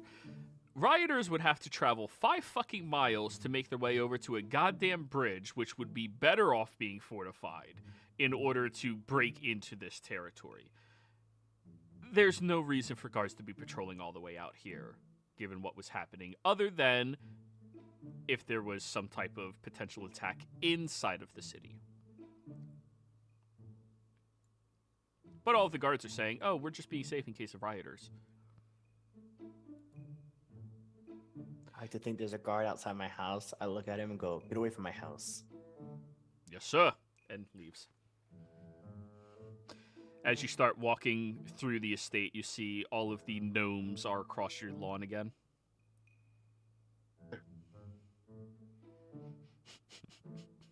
I knock on the door. Who is it? It's me. Oh. You hear Disarm the cannon. You hear the cannon being adjusted upwards, and he comes over and opens the door. Welcome back, everybody. Of course. He has his bandier on again, just all of the daggers. There wasn't anyone that swung by the shop, was there? Yes, you had several visits, actually, since the attack on the wall. Yeah, hopefully commuting back and forth wasn't that big of a deal. Oh, I mean, Only a day. I borrowed one of your prized horses, that's all. I mean, I think one of them is still in. Oh no! Yeah, we got it back. Yeah. So okay. It wasn't that bad at all. Here's your stacks of paperwork, and he gestures over towards the table, and it's literally a stack of paperwork. Yeah, I'll of come that back for that. Came in the past hour or so. People wanting to make sure their houses are warded against. He lifts up the first page. Poor people. They want to have their homes warded against poor people. I fucking hate this fucking community. So vague. Yes. So I look at Monkey and I look at Glenn and I look at Somdi and I go, at some point I need to go through the immense amount of work that has literally been piling up the last 3 days. There was one request that came in that may be of some interest to you. Yes. The woman didn't leave a name or anything such as that. Halfling woman. Hands over a note to you. Does she look like this? And I snap my fingers and I do the disguise self from the hat and make myself look like the halfling that we ran into earlier. The old woman? No. No. Nothing. Oh, she looks remarkable for her age. Is she single? I switch back to me. Oh. Interesting. Can I see that note? Yes, of course. He hands it over. Yeah. Reading through this, it was a request to have a sit-down meeting with you. The conversation topic was labeled as snakes and swords. So I look at Glenn and Sabdi. Well, Monkey stepped away. And I go, I think our situation might have just came to my front door. Should I load back up the cannon, sir? No. I mean, my advertisement is, the task equal pay to the task that's requested, right? So this is a request. Is all it is. But this symbol there's a symbol that is on the wall that is closely resembles what the descriptor is on this note. So, did they leave a contact information? No. Did they say anything? They showed up and they said they wished to speak to you directly, and I immediately started writing down our conversation, explaining that you weren't around, and when I asked for an explanation as to what it was, that's what they gave me, and then they walked out. They didn't say they were going to come back? No, they said it was pressing. They needed you today, and, well... Interesting. Well, they'll probably come back. Yes, if the halfling lady comes back, right? I think it should be. What time is it, by the way? Is it outside of work hours? It's later in the afternoon by now, probably dusk. Okay, so it'd be outside of my shop hours. I go. Since it's outside of shop hours, she might come back here. Just give her a place to sit, and tell her to wait for me as I'll be coming back in the evening. Very well, I'll go heading over there. If she's with more than one other person, though, tell her to wait outside. Very good, sir. Should I deactivate the security in the front lawn? No. Very good. Everybody, mind your steps. Do not go into the yard at all, unless you are going to follow the footstep path. It is sequence left, left, right, right, left, right, left, right, left, left, right, right, left, right. Stay off the grass. Yes, of course. I also am going to take this moment very quick to recast my guards and ward. Okay. And I'm going to keep the minor illusion on my magic circle outside of the normal precautions, like hiding the certain doors, making that look like walls. But like the main precaution I want to do is making sure the teleportation circle resembles a different symbol. That way, if someone tries to copy it, it's not going to work. Where's it going to send them instead? The void. No, yeah, they're going to copy it, and then they're going to try and cast it, and nothing's going to happen. Circle not found. Yeah. EXE circle not found.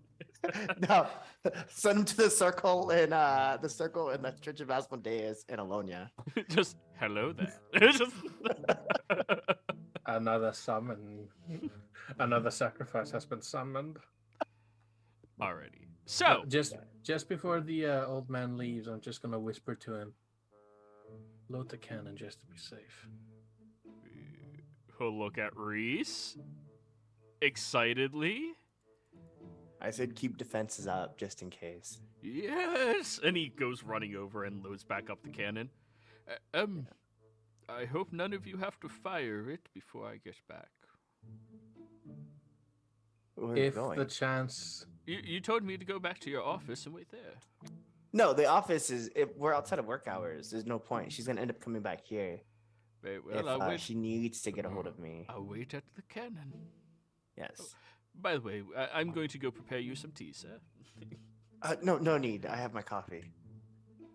Oh. I Well, look I at already Monkey- started boiling the water. Okay. I look at Glenn. Thank you. That was all I needed to do. You guys said you guys wanted to go get food, right? For the people. Let's go get that out the way now. Sir, we still have a large food shortage. That's the issue, isn't it? Right. You guys have only been gone a day. I know. But apparently the quarantine's gone. So, I mean, Does that remove the disease that was already placating the food? Well, we destroyed all the food, didn't we? yeah, we destroyed all the food. Yeah. It's going to take a recovery period before you guys can get bulk food again. Yep. But there are clerics outside the city creating food and drink for everybody. mostly the clerics you guys brought in are the only ones helping the Grovelers district. Speaking of. Yeah. Where are the agents of Mama Vusi? Oh, are you talking about the strange reptilian couple that came by here? Very I gotta really likely. I gotta really go through these notes. Start like looking at the paper at this point. Oh, I appointed them over towards an inn that they could stay at. They came by and they spoke some very strange tongue I didn't recognize. And they apparently were looking for you specifically, somebody. So I told them to get the hell off my lawn and, well, your lawn, sir, and to stay at the inn. I probably need to check up on them. Before anything, Glenn, I've been using this hat of disguise this whole time, but I originally bought this for you, right? Because I knew that you were uncomfortable to be in your own skin around those people that we ran into outside the gate, right? So at any point you need this hat of disguise, it's yours. It's not mine. Oh, that's really kind of you. Yeah, we just went into hell immediately, so I didn't get a chance to hand it to you. Oh, sweet. I mean, I could kind of, I could actually, Kat actually taught me the spell how to do that. So, unless you have the spell too, you might actually need this. Okay, I appreciate it, but like it is yours. So at any point, our ways part, it's yours to take. Oh. And it might be good to have as a backup Mm-hmm. as a player, so you don't have to waste a spell slot. Yeah, Yeah, I I know. agree too. I've just been using it because it's been convenient. Yeah, I mean, out of character, my only problem with it is that I think it is a attunement Attunement, required. yeah. Attunement, yep, in your full up yet. Yeah. Yeah, I am too. The hat of disguise, the loot, and the shield. So, everyone other than Reese, I believe you... Reese, were you there for the sewer adventure? Were you with the party then? When everybody No. went through the sewers? Okay, the other three history check. Yeah, okay. Yeah, why not? I'll use my gaming advantage.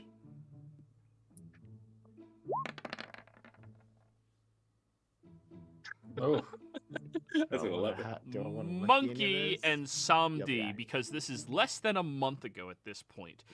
When you and the others had to go venturing into the sewer system to track down, that person you were inquiring about, you got to the end of it, the end of the sewer system, that popped you out on the east side of the Gravelers district, and you engaged with a halfling woman out there who seemed to be zealous about not liking any of the authority figures.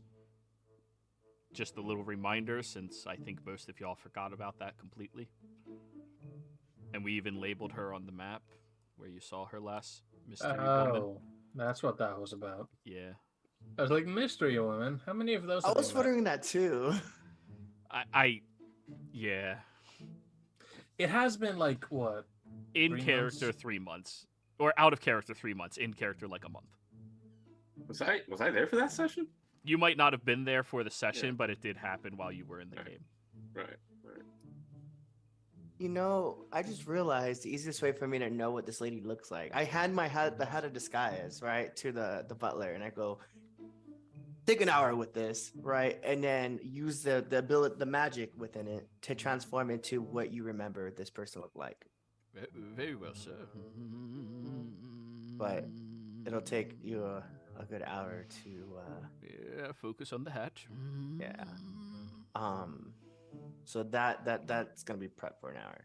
But what did you guys need to do while we're in the town before anything pops off? I need to go put in an order for some combs. Some combs? Okay. I'm assuming Glenn will go with you. And Samdi and us. We're all gonna stay together apparently.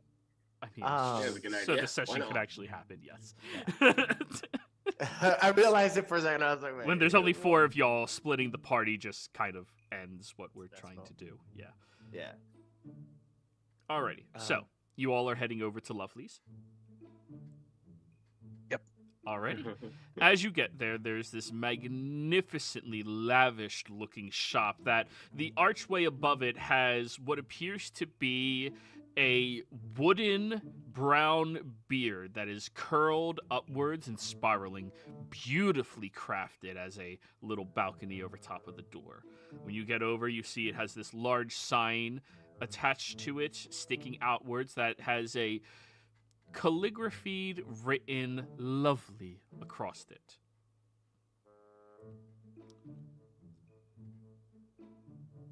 Now it is nighttime here. Sam, tell Monkey I don't know anything about this place. Monkey, you don't know how you missed this place. I missed it. I will go up and see if there's a ding-a-lingy for the bell to ring, or the door's open if it says come in, or what it says. They do have a bell out front, and you hear a hollering outside. Hello? Yes, I've been sent here. I would like to inquire about doing some business. I need some things manufactured and made as soon as possible, and you were recommended. This place was recommended as being the place to go to. The door opens up, and you all see a fairly round but voluptuous and lovely-looking woman who clearly tends and takes care of herself in every manner and degree. The nails are perfectly acrylic. The hair is done up without a single strand of it out of place. The makeup looks natural and beautiful as it sits upon her, and she smiles graciously at all of you. Nice hair. Thank you. Nice hat. Appreciate it, and will raise my hat to, like we do, and pleasantries, and she'll be able to see my hair as well. I was wondering, as you reveal your hair, she kind of like moves closer and, like, without touching it, moves her hand around where it is. Oh, the oil you use, that comes from some type of sea creature, correct? Oysters? Natural, I believe. But I do have some hair product I use, but not that often. And that's exactly why I was wanting to speak with you. See, I need to get some special combs made. There's a lot of people out there that could use some help with their styling and stuff. And I want to order a big batch of combs. Well, if I'm honest with you, I don't really make bulk things. I make intimate products based off of the individuals that I meet. You understand? Everybody's hair grows differently. Everybody has a different, Yeah, so I understand, but I figured if anyone would be knowing who to speak to for these products. Oh, I make all of my products in-house. Yeah. Would you like a custom comb? No, it's not for me. I need it in bulk, and figuring that you might have, in your beginnings before being so popular, you might have known other people that were to sell their wares. I need about 300. 300 combs? Yeah, absolutely. To start. Well, my father taught me how to make all of my beauty product. And before him, he learned from the local theater. If you would like, I can get you in contact with their props department, or, well, their costume department, and maybe whoever's in there has a lineup on things like that. They are a bit pricey, I should forewarn you, and 300 is quite a miraculous number. Yeah, they don't have to be fancy. They can be made out of wood or whatever. Well, of course they could be made out of wood or ivory or anything else like that, but the purpose of it is supposed to be a one-time purchase. Your comb is supposed to last you your entire life. That's what I'm hoping. something that can graciously touch against your hair and even your scalp without ever damaging it or pulling or straying the hairs that are strong from their path. You got the right idea. But 300 is quite an ask for something such as that. I'll see if I can't gather up. Do you have an estate that you are staying at here, sir? I'm staying at a different location, but you can either contact Father Jack here, or this is Reese. Reese Spaulding. Pleasure. You've never come by my shop. I don't know how I never saw this place. We're literally right next to the stairs. He could have seen it. He needs it. What's that implying? Sir. I just stare at your hairline and don't say anything. Sir, if you would ever be so... allow me to be so bold, I think that your hair has a texture and ability to be as lavished as anybody else's in the cities. With just a little pluck, prick, and style. I wouldn't say no, but... Perfect. Go ahead and have a seat. It's on me. Fuck. You have anything for scales? Yes, of course. We have multiple different forms of oils and moisturizers. What kind of session is this? Descaler in a bottle. This is what happens when I leave you all unsupervised. Guys, we have to help out the poor. Let's get my hair done. Let's get our hair done. Now, it is important to remember, everybody talks at their local barber shop. Remember 200 that. devil sticks, 300 coals, 159 suits. We're gonna know what the followers of Monkey looks like when they walk around. They're all They're going to gonna walk look through like like the they're Blues jets. Brothers. No, they're going to be jets all the way, snapping their fingers and combing their hair. Snap your fingers, clone your hair. No, they don't snap the fingers. They play with devil sticks as they walk past, like doing that slink walk. So the Texan cult, they have freaking hand crossbows, like. Yeah. The Texan cult. Welcome to my little plan. They all shoot and then say, "Get off my lawn." Like, it just... I warned them. But yes, I'm for this. Yes, if you need a state to ship anything to Monkey, I've mentioned to you and Glenn before, my estate is fully utilized by you two. I think back to when Kat utilized it without asking. Well, I'll be more than happy to send whoever I can come across over to your estate. Please feel free to check out all of my various different moisturizers over on that side. You can test all of them just a little bit for one of your scales. See which ones complement you and if any of them have any adverse reactions. Make sure they don't step on the grass. Oh, and one more thing. Yes. And I pull out that piece of paper. It should have this symbol on it when you make the comb. Oh, that is a very lovely symbol you have there. Very well. I will not be making them personally, of course. If you are looking for a personalized product, that I can do, but I would never diminish my art by making something in bulk. Oh, I understand, but I'm sure you'll be able to find a way to help us. Reese, you sit down in the chair. She throws a piece of cloth over your neck and tucking it in, and you can tell your head barely rests into the headrest itself, and the chair leans backwards like a rocking chair where there's a bucket, and she immediately starts dripping water down your scalp and massaging it, and being pampered feels so nice. Anybody who's ever gotten their hair done, like actually done, it feels incredible. Because I'm still attuned to the spring, she's like pulling out leaves and stuff. Yeah. So, the word around town today is that the outer wall was attacked. Oh, that is horrific. Do you all know anything about that? I just heard people said it was on fire. I saw part of it. What did you hear about it? Oh, I heard that it's some malicious attack based off of some, well, very upset people who live out in the Grovelers district. Word has it that there might be a little bit of a rebellion brewing up to attack the walls itself, and that would just be so horrible. I mean, think about all the people that have died already and that are hurt, and I mean, fire is just so uncontrollable, you know? Yeah, I'm just concerned that the Spauldings might react in a negative way towards the people and then start utilizing more offensive measures. And I don't want either to happen.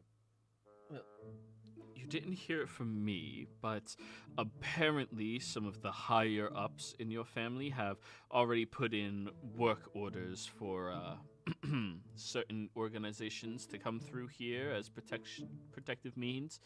Valen in particular, as well as people from, various different mage schools and academies. Yeah, we ran into one of those mage people.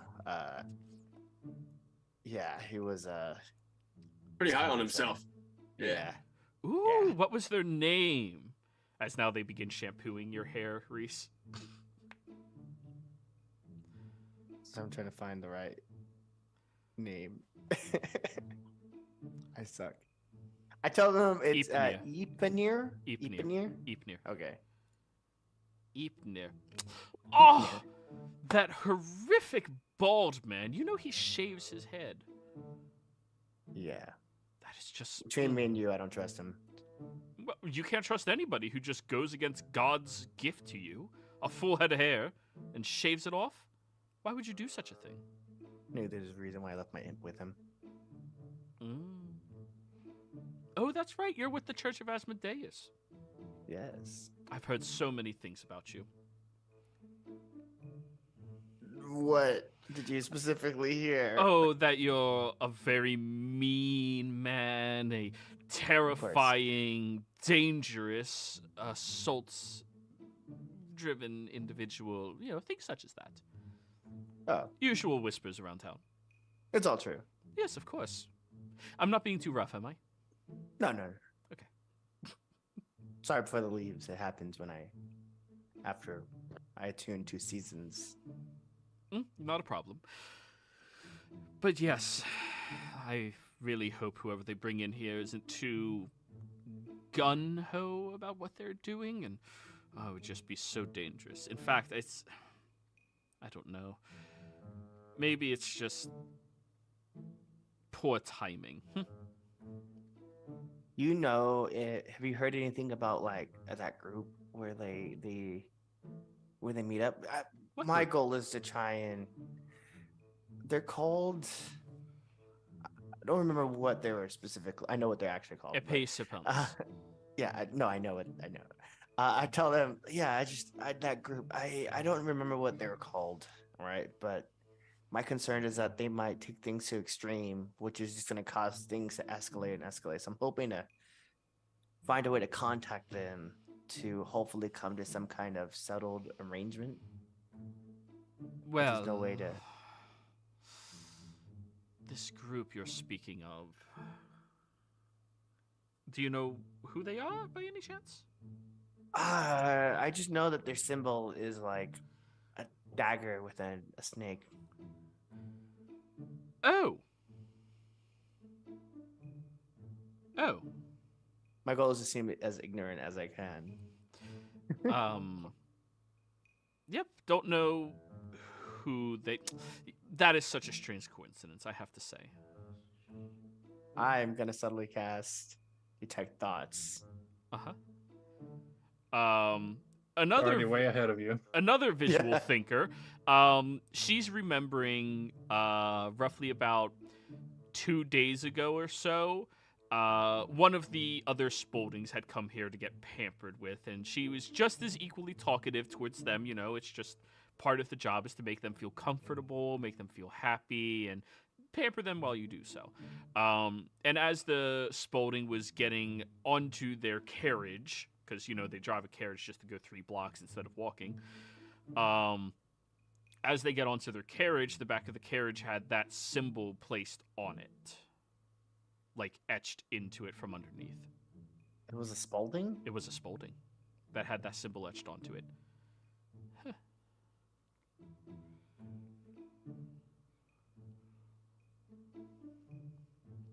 Well, now that I think about it, that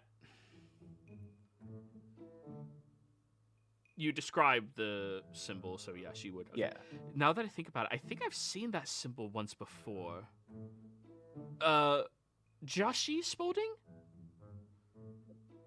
Joshi? Joshi, yes. Middle-aged. Joshi doesn't really suit him very well because he's much older, but he believes it keeps him youthful by being called Joshi instead of Joshua, like everybody else believes. He's in charge of nothing in particular,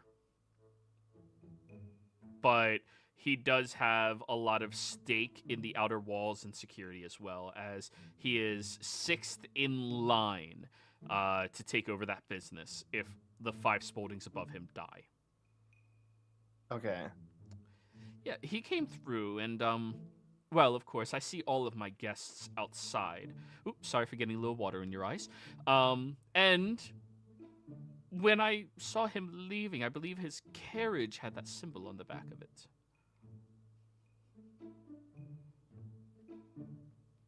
Huh. I wonder if he knows anything about it. All right. All done washing, and she leans the chair up a bit more, and you see she begins prestidigitating in order to dry the hair slowly across the area, and she begins trimming certain sections and treating other ones and combing and separating and styling your hair. Joshi is 6th in line to take over patient's business since I have burdens on her notes. That is correct. Okay. Oh, no. Patience is burden. Taking over security, that would be the king himself. Oh, okay. Yeah. The outer wall, security, all of them. He's 6th in line. Oh, Clark, burdens. There it is. Mm-hmm. Clark Spalding? Clark is burdens. That's different from grovelers. Okay. So there's no grovelers person for that? No, nobody's in charge of the grovelers. They just throw them out there and collect debts whenever they see fit. Okay. So debt collecting would be more in charge of them. It's the people who are in charge of the guards of the wall. Okay. Which is the king. Okay. So he's 6th in line. Yeah. Okay. Noted. Very strange. Make sure I have stuff right.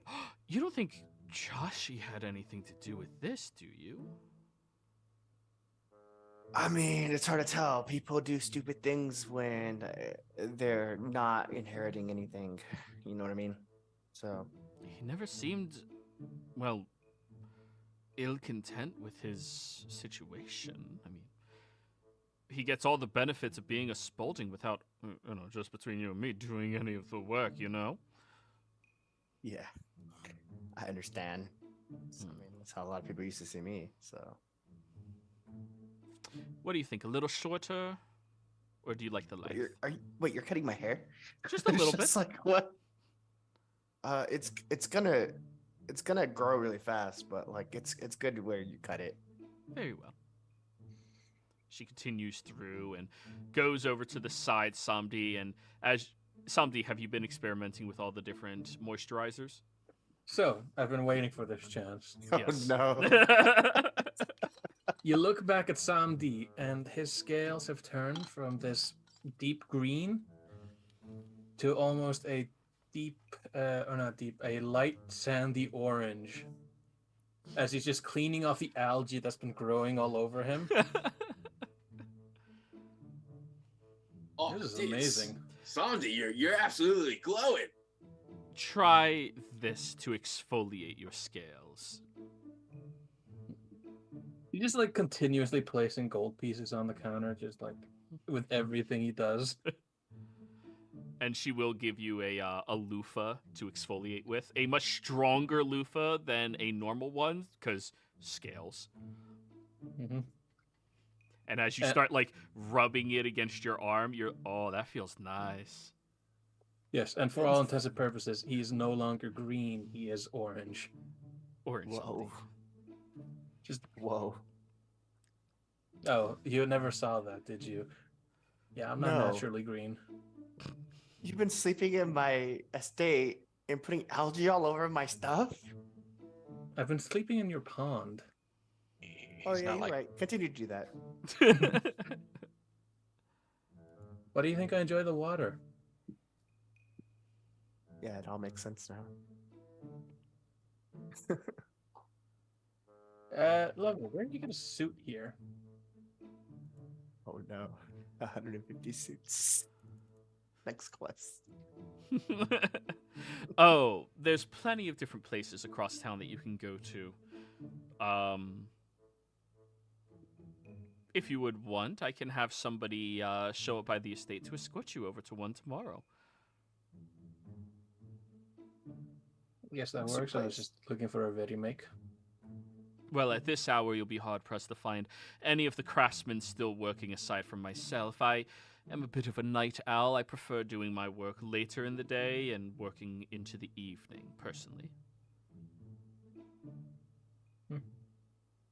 Much easier that way, considering the average Spalding doesn't wake up until noon.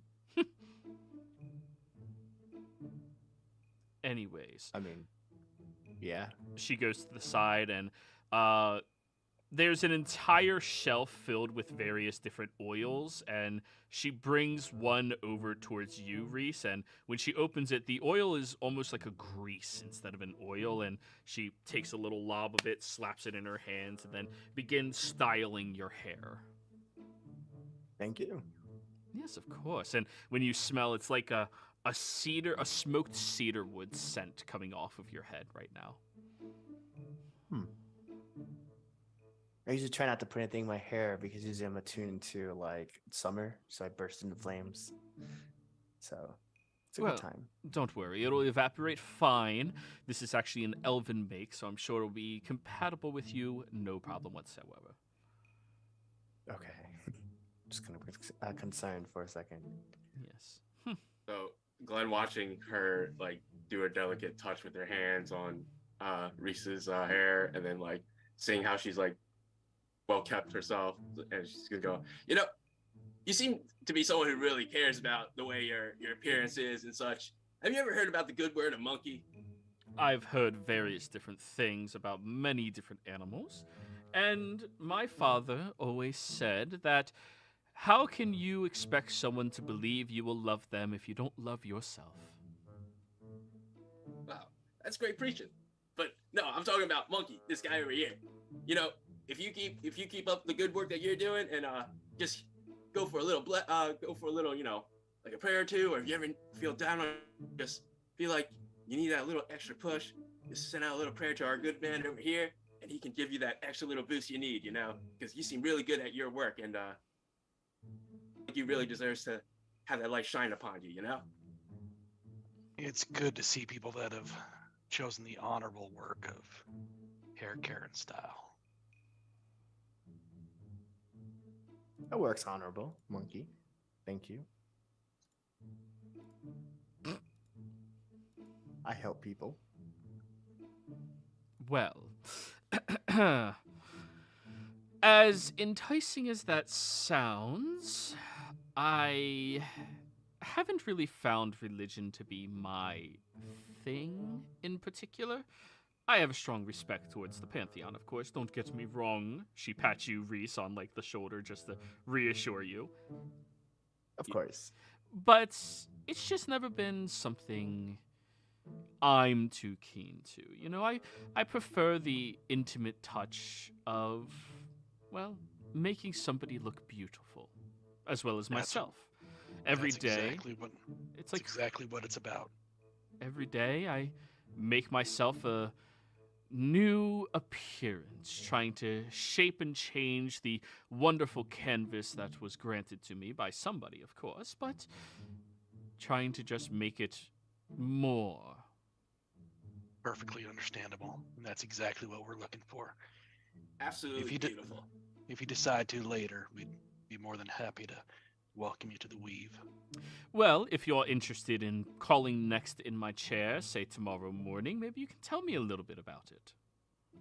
Sounds good. And she spins Reese away from everybody, takes off the cloth over top of him, begins brushing everything off as well, putting on a little bit more aftershave on your face just to, make sure that everything's good there, and spins him back around. And Reese, when you look at the lovely mirror on the wall, you look dashing as hell. All the crow's feet are gone from the late nights and stress. Mm-hmm. Between me and you, though, I feel like the religion of monkey would best suit you. Just if you ever did look into it. Well, I'm more than happy to listen. Yeah. Of course, tomorrow, if you are reserving a seat. And I don't preach about other religions very often, so take Thanks. that as you will. Yeah, I'll definitely make an appointment for tomorrow. Yeah, we'll get both of us taken care of tomorrow. Very well. I'll pencil you both in. So, she looks at the image in the mirror. What do you think? I feel like I look fantastic, and Most importantly, how do you feel? that's a complex question. But my looks, amazing. Good. That's all I could hope for. Now, of course, my fees are based upon what you think my work and service is valued at, and how happy and content you are. How much is your normal appointment fee? By the average Spaulding. Just in general. From out-of-towners, usually one session with me, just dealing with hair and face, they usually give me 15 gold pieces. Mm-hmm. Insight check to see how that compares to normal Spalding. Go ahead. 24. Spauldings are cheap fuckers. They would probably lie about it, so they wouldn't have to pay that much. And then how much are the Spalding's prices? The generosity of my very frequent customers, the Spauldings that live close by, usually extends roughly around 6 to 7 pieces each session. Oh, we appreciate you. Here's 20 gold, and we'll see you tomorrow. And I referenced the monkey. I got it. I give her 100 gold and go, thank you for the information. Thank you very much. And of course, my chair is always available for you. Please pencil in an appointment, though. It is much easier. If you want, I Yes. can have my assistant come by your estate every week, and we can set up a weekly appointment for you. Yes. I would also like to say to you, if you ever get any information about anything interesting about Spalding customers that come through, don't hesitate on contacting me, and there'll be more fees like this Well, for sir, helping. I can say without a shadow of a doubt, you are officially on my preferred customer list. Thank you. Oh, also, here's the bottle of cream I used for your hair. Grease. You sure it won't catch on fire if I attune to the summer? I'm very sure, sir. Okay, I put it in my bag of holding. And, of course, the comb I used on your head. She pulls out a lovely ivory cone that has the shifted fingers across it that are slightly lowered down so it can get closer to your scalp without actually scratching or pushing against anything. It looks hand-carved and chiseled and very beautiful. Comb. I know what you're talking about. I spelled it right. I'm sorry. Just a cone, a dunce cap. Just...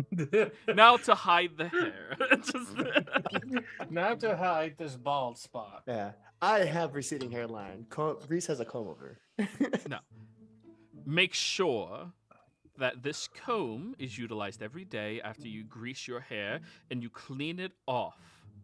If you do, it should last even your lifetime. Okay. That's I a long time. prestidigitate any grease that's remaining on it, and I'll just put it inside my bag. Enjoy. See you both in the morning. I open shop just after noon. All You're right. both penciled in first and second. Joshy Spalding. Sounds great. So Joshy Spalding. So, Samdi, after doing your investigation through all the various different moisturizers that she has and the exfoliating sponge, one moisturizer in particular would sit the best with you. It has a little bit of a mango fragrance to it that has a bit of a spice at the end as well. It seemed to complement your scales tremendously, and when you rubbed it with the exfoliating sponge, it also, well, ripped away many of the algae on you. Would you like to purchase that one? Yeah.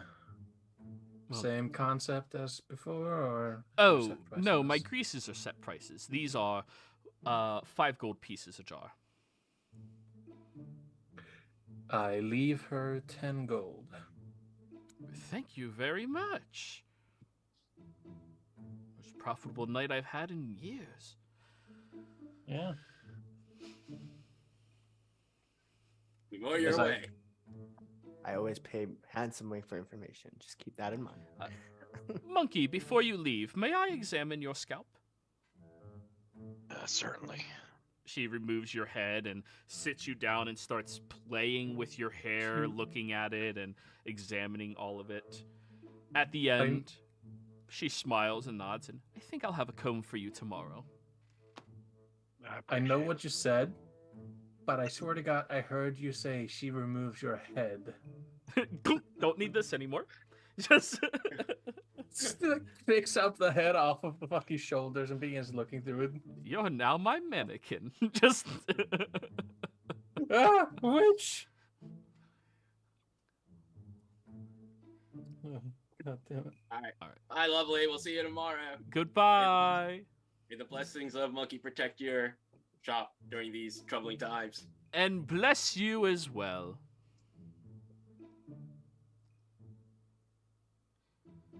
So, all of you are outside. You leave. She closes up shop. Where does Joshy live? He one of the ones that live in the castle? History check. Oh, shit. You still have inspiration for running, doing the. Oh, yeah, you're right. I'm going to use that now.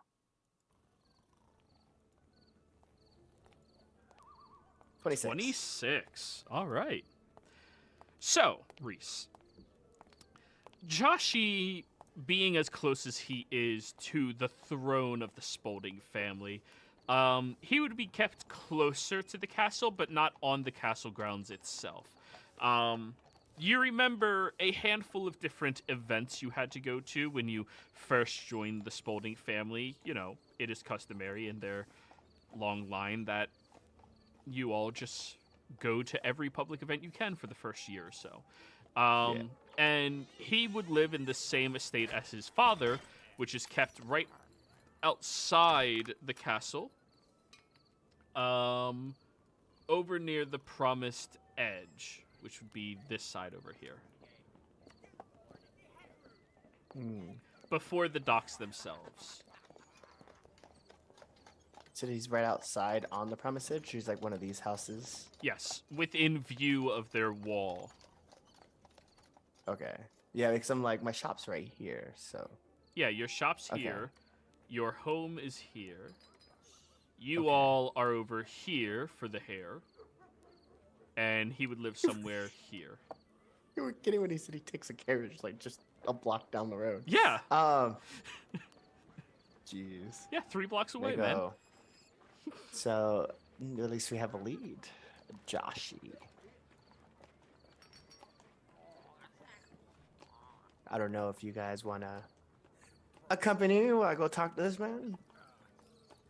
Yeah, I wouldn't mind. See if we can get to Yeah. the bottom of something. I look at Samdi. I'm gonna need your help.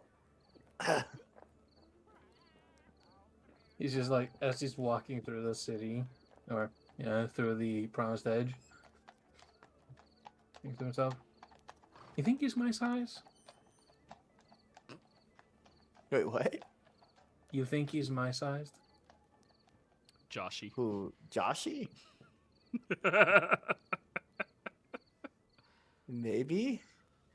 I mean, As mentally to Reese, he says, "I need a suit."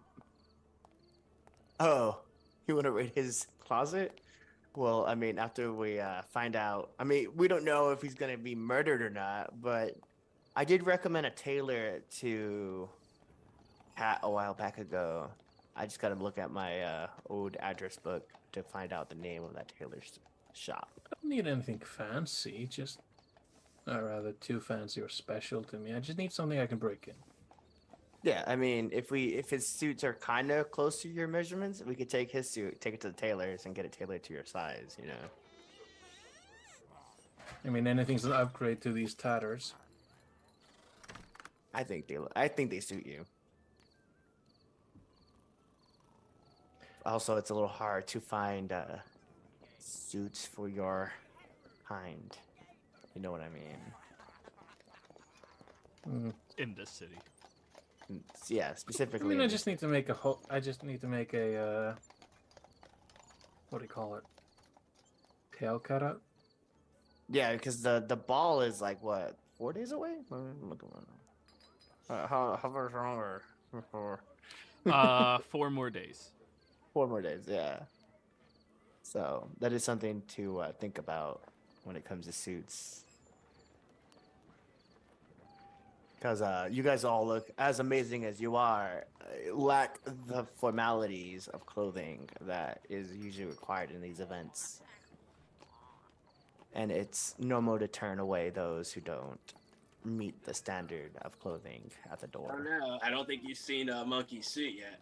It looks pretty good. I haven't. Actually, looking at how Monkey is normally dressed, he's pretty close to that fit. We're gonna walk towards Joshy's the whole time. Yeah. I was pretty much imagining we were walking while talking about this. The more explicit conversations happening to be mental instead of. Yeah. All right. Well then, as you are finding your way over towards his estate, you do see the large hedge that wraps around the estate, the archway that is gated off, of course, from the public, and he has patrolling guards outside, currently, watching the estate as every other noble has to have right now. Mm-hmm. You approach a little closer to it. And immediately as all of you are approaching with your silhouettes and shadows, one of the guards lowers their halberd, but the moment they see you, Reese, they lift it back up. I have business with this man. Sir Joshi has retired to his quarters. Are these pressing matters, sir? Yes. Very well. He turns over towards the gate, unlocks it from this side, opens it up, and will begin escorting. I apologize, sir. Are you able to find your way to the manor yourself? Yes. Very good, sir. He nods his head and gestures for all of you to walk inside. When you approach back, I will unlock the gates as well. With these trying times, we are holding security to the maximum efforts. Oh, you are not being charmed or forced by these other individuals, correct?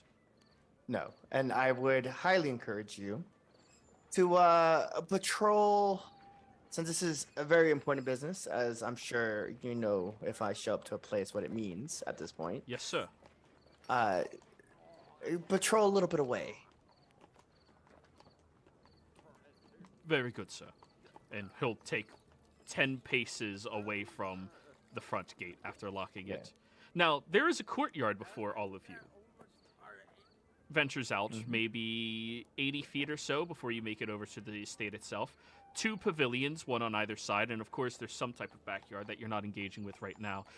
Inside of the courtyard has one of those roundabout graveled roads that has his carriage parked right out front.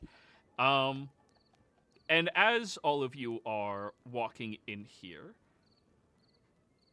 Reese, with your very high passive,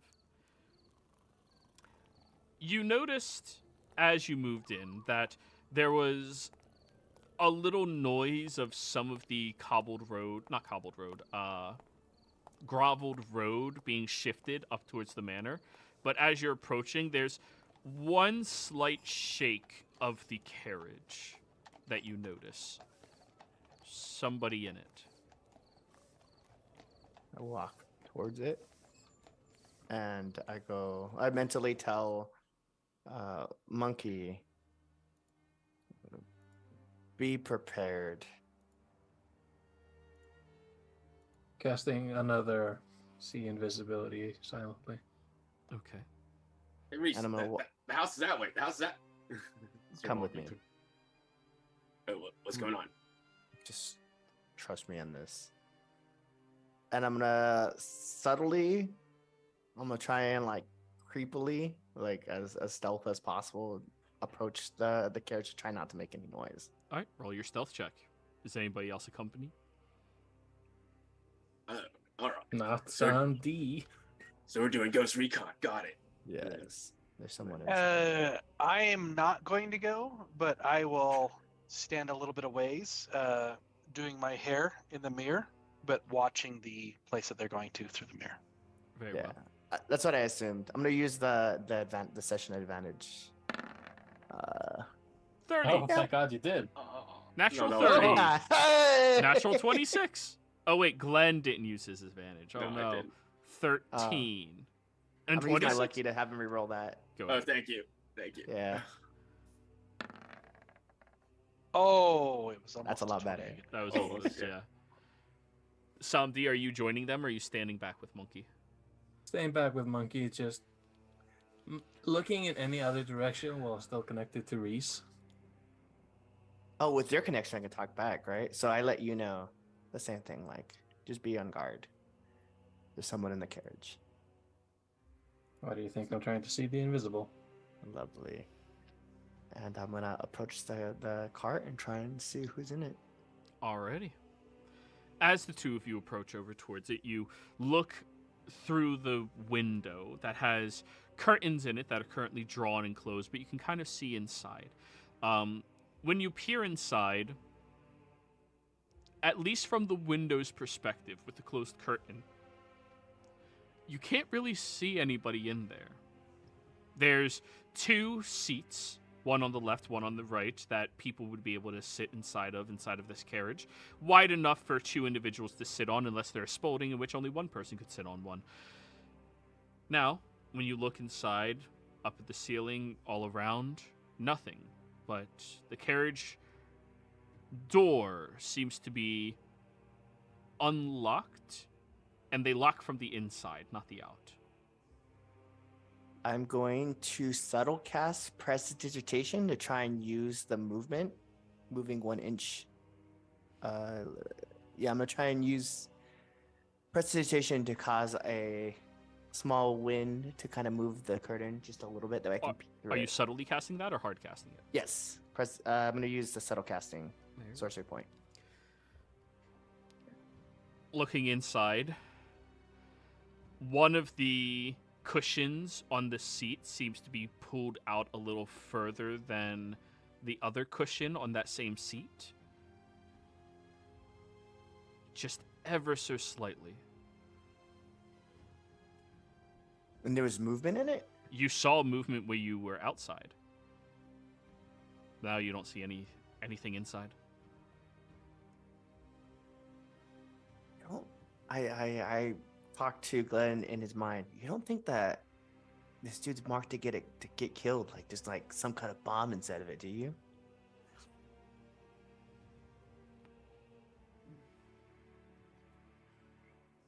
You're muted. You're muted. You muted. I guess through the earring. Oh, maybe. I mean, I initially thought we might be working with them, but maybe Sound. he's, What were you saying, Glenn? but maybe he is marked to get offed.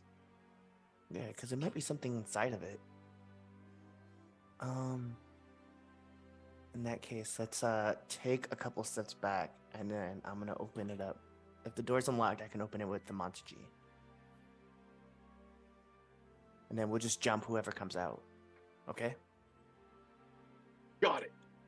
So we're gonna take like, I don't know, maybe get like 20 feet back of it. And I'm gonna thaumaturgy the door open.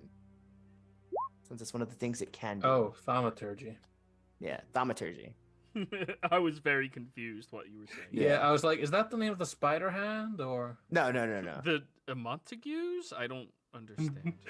Yeah, We my went- yeah, I'm gonna get like maybe wait, is this 30 feet? Yeah, so 30 feet. I'm gonna open it up. All right. As the door opens up, Reese, you watch as a jar comes swinging down from on top of the door itself and sends out a large spray of acid that begins burning the ground within 20 feet of it. Huh. It was trapped. I walk past it and I look inside. Is there a dude in there? There's nobody in here. There's Why is it just the two moving? seats. Santi, after noticing that, is going to walk up to them, not stealthing at all. Ba-dum, ba-dum, ba-dum, ba-da-da-da-dum.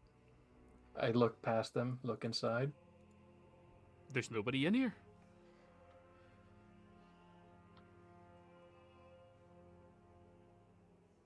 Mentally, Therese, there's nobody invisible in there. Why was it moving? I look at the trap. I'm assuming if someone would have opened it normally, that acid would have fell on them, right? Correct. Huh. It sent the acid in the jar flying 20 feet. So anything in a 20-foot line of that would have been burnt. And as Let's is go talk- customary, at the bottom of the stairs, when the Lord is approaching their carriage, that is when the door is supposed to be open, which is roughly about 15 feet away. I'm going to cut my hand off and cast Creeping Touch. And as my hand turns into an animated spider, I'm going to look at it and be like, stay here. If anything, stay here. And let me know if there's anything that comes out. And I put the hand on the thing because it acts like familiar. And then I'm going to go, let's go talk to Joshi. All right. Now, you all do have to avoid the spot on the floor where literal acid, not just magical acid, acid was thrown across it. Mhm. And you all head up the walkway. As you get over to the door, moment goes by and a servant opens up the door. Hello, sir. Excuse me, sir. I'll bring you to the Lord immediately. Yes. She'll look at Samdi and Monkey, and Reese. Samdi, Monkey, and Glenn. Please be sure to wipe your feet on the rug before entering inside the domicile. Make sure my stump is inside my pocket. Mhm. You're not walking around handless right now. Yeah. How do you do? Oh wait, that was my right hand.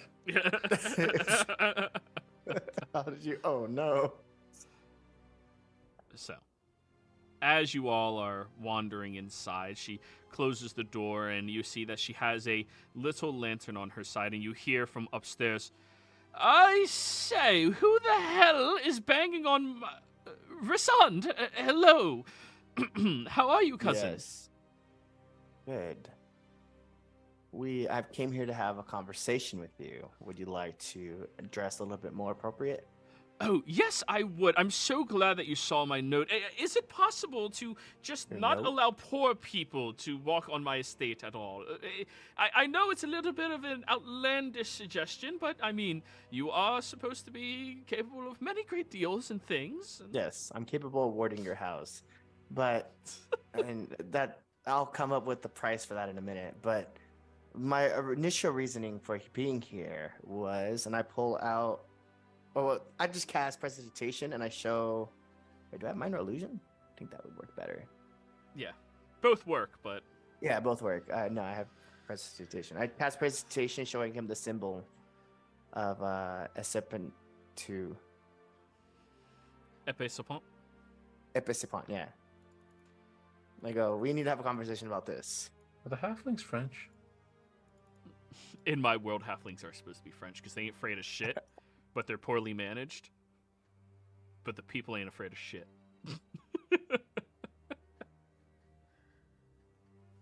Yeah, I prestidigitation the symbol in front. We need to have a conversation about this. What is that? Let me get my affairs in order, and you can find yourself over to the den, I'm sure. Help yourselves in there. There's some midnight cookies, I presume. Raspberry filling on top of them. Enjoy. Insight check when he said what that symbol was. Go for it. You have dark vision, right? I do not. Oh, disadvantage, because you can't really see them that. Okay. Yeah, I would have also liked to insight. No, that's a 9. 9. Yeah, since he was talking to me. Yeah, can't really see him that well, Glenn. Go for it. Do you have dark vision? I do, yes. To a range of 60 feet, 60 right? feet. Then you're good. 34. What the fuck? He doesn't seem to recognize the symbol at all. It's to make up for that natural one earlier, you know? Yeah, he has no idea what that symbol is. He's never seen it before in his life. He's oblivious to it. Okay.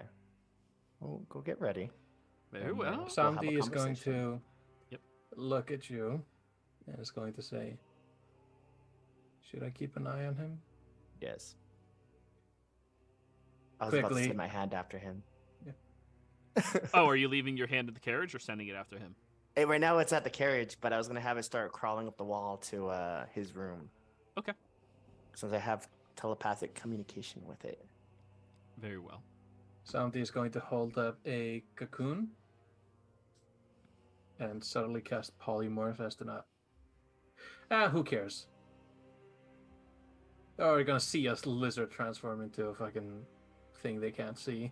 Is there anyone else here besides just us? The servant. She's the one who answered Yeah. the door. I tell the servant, you don't need to be here for this conversation. Very well. Do you need me to prepare you any tea, coffee? No. Very well. And she immediately excuses herself over to the servant's quarters. The minute she Alright. leaves, I kick Samdi and he turns invisible, dropping the concentration on creeping touch. You just hear him say, "Fuck!" Shit, My hand goes shit. back. I feel like it would have been kind of actually suspicious if I didn't have my hand. And now, Samdi, you have a straight roll for stealth. Now you have advantage. I have advantage. I'm not wearing heavy armor. I'm just very bad at this. So go ahead. Stealth check. Actually, this might be the perfect area to stealth in because everything's already made for a fat dude not to bump into things. Yeah. Right. You can get through here, no problem.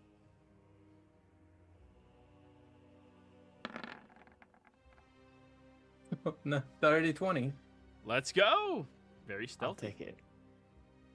You hear him muted. Dum, dum, dum, dum, dum, dum, dum. As Sandy leaves. Given the ability to be invisible, this could be a good thing or Oh a my bad. gosh. An invisible psionic crocodile just lurking I around. know. I was thinking about it too. Like, what have I done? Just gonna As give I'm it going to follow Mr. Jeffrey Epstein over there. Mhm. Oh, Jesus. Sorry, I forgot his name, but I knew it was like Joshi. Joshi. Joseph, Joshi. Joshi. Joshi, Josh. Joseph, Joshua. It's Joshi. Yeah, I'll call him what I want. So, Jesus Christ. Anyways, as you all are sitting there in the foyer waiting, Samdi, you climb up the stairs and his door is kept open very slightly, and you sent Samdi to go look after him. Yeah, I'm sure it'll be fine. It was either that or Bartakov. But, Samdi. you know. As he opens up his armoire and he starts going through and picking out which of his suits that he wants, you notice the window behind him creeps open slowly. A little bit more than just a little crack. And you see as a small individual, shrouded and cloaked, begins wandering and tiptoeing inside as they withdraw a dagger from underneath their cloak. Quickly, I'm going to mentally speak to Reese. You don't need him alive, right? I would like him alive. Fine. I'll kill And- him myself if it comes down to it. Quick, and I'm going to just drop out of invisibility as I cast Dominate Person on the individual. And that's where we're calling the session, because this is what I have prepared so far, everybody. For once, Samji's Hey. doing the nice thing and saving someone. Yeah, yeah. It could have gone either way. But anyways, Oh, let's players, look at crazy. He will die. players, thank you all very much for playing. Viewers, thank you for watching. We'll see you next time. Bye.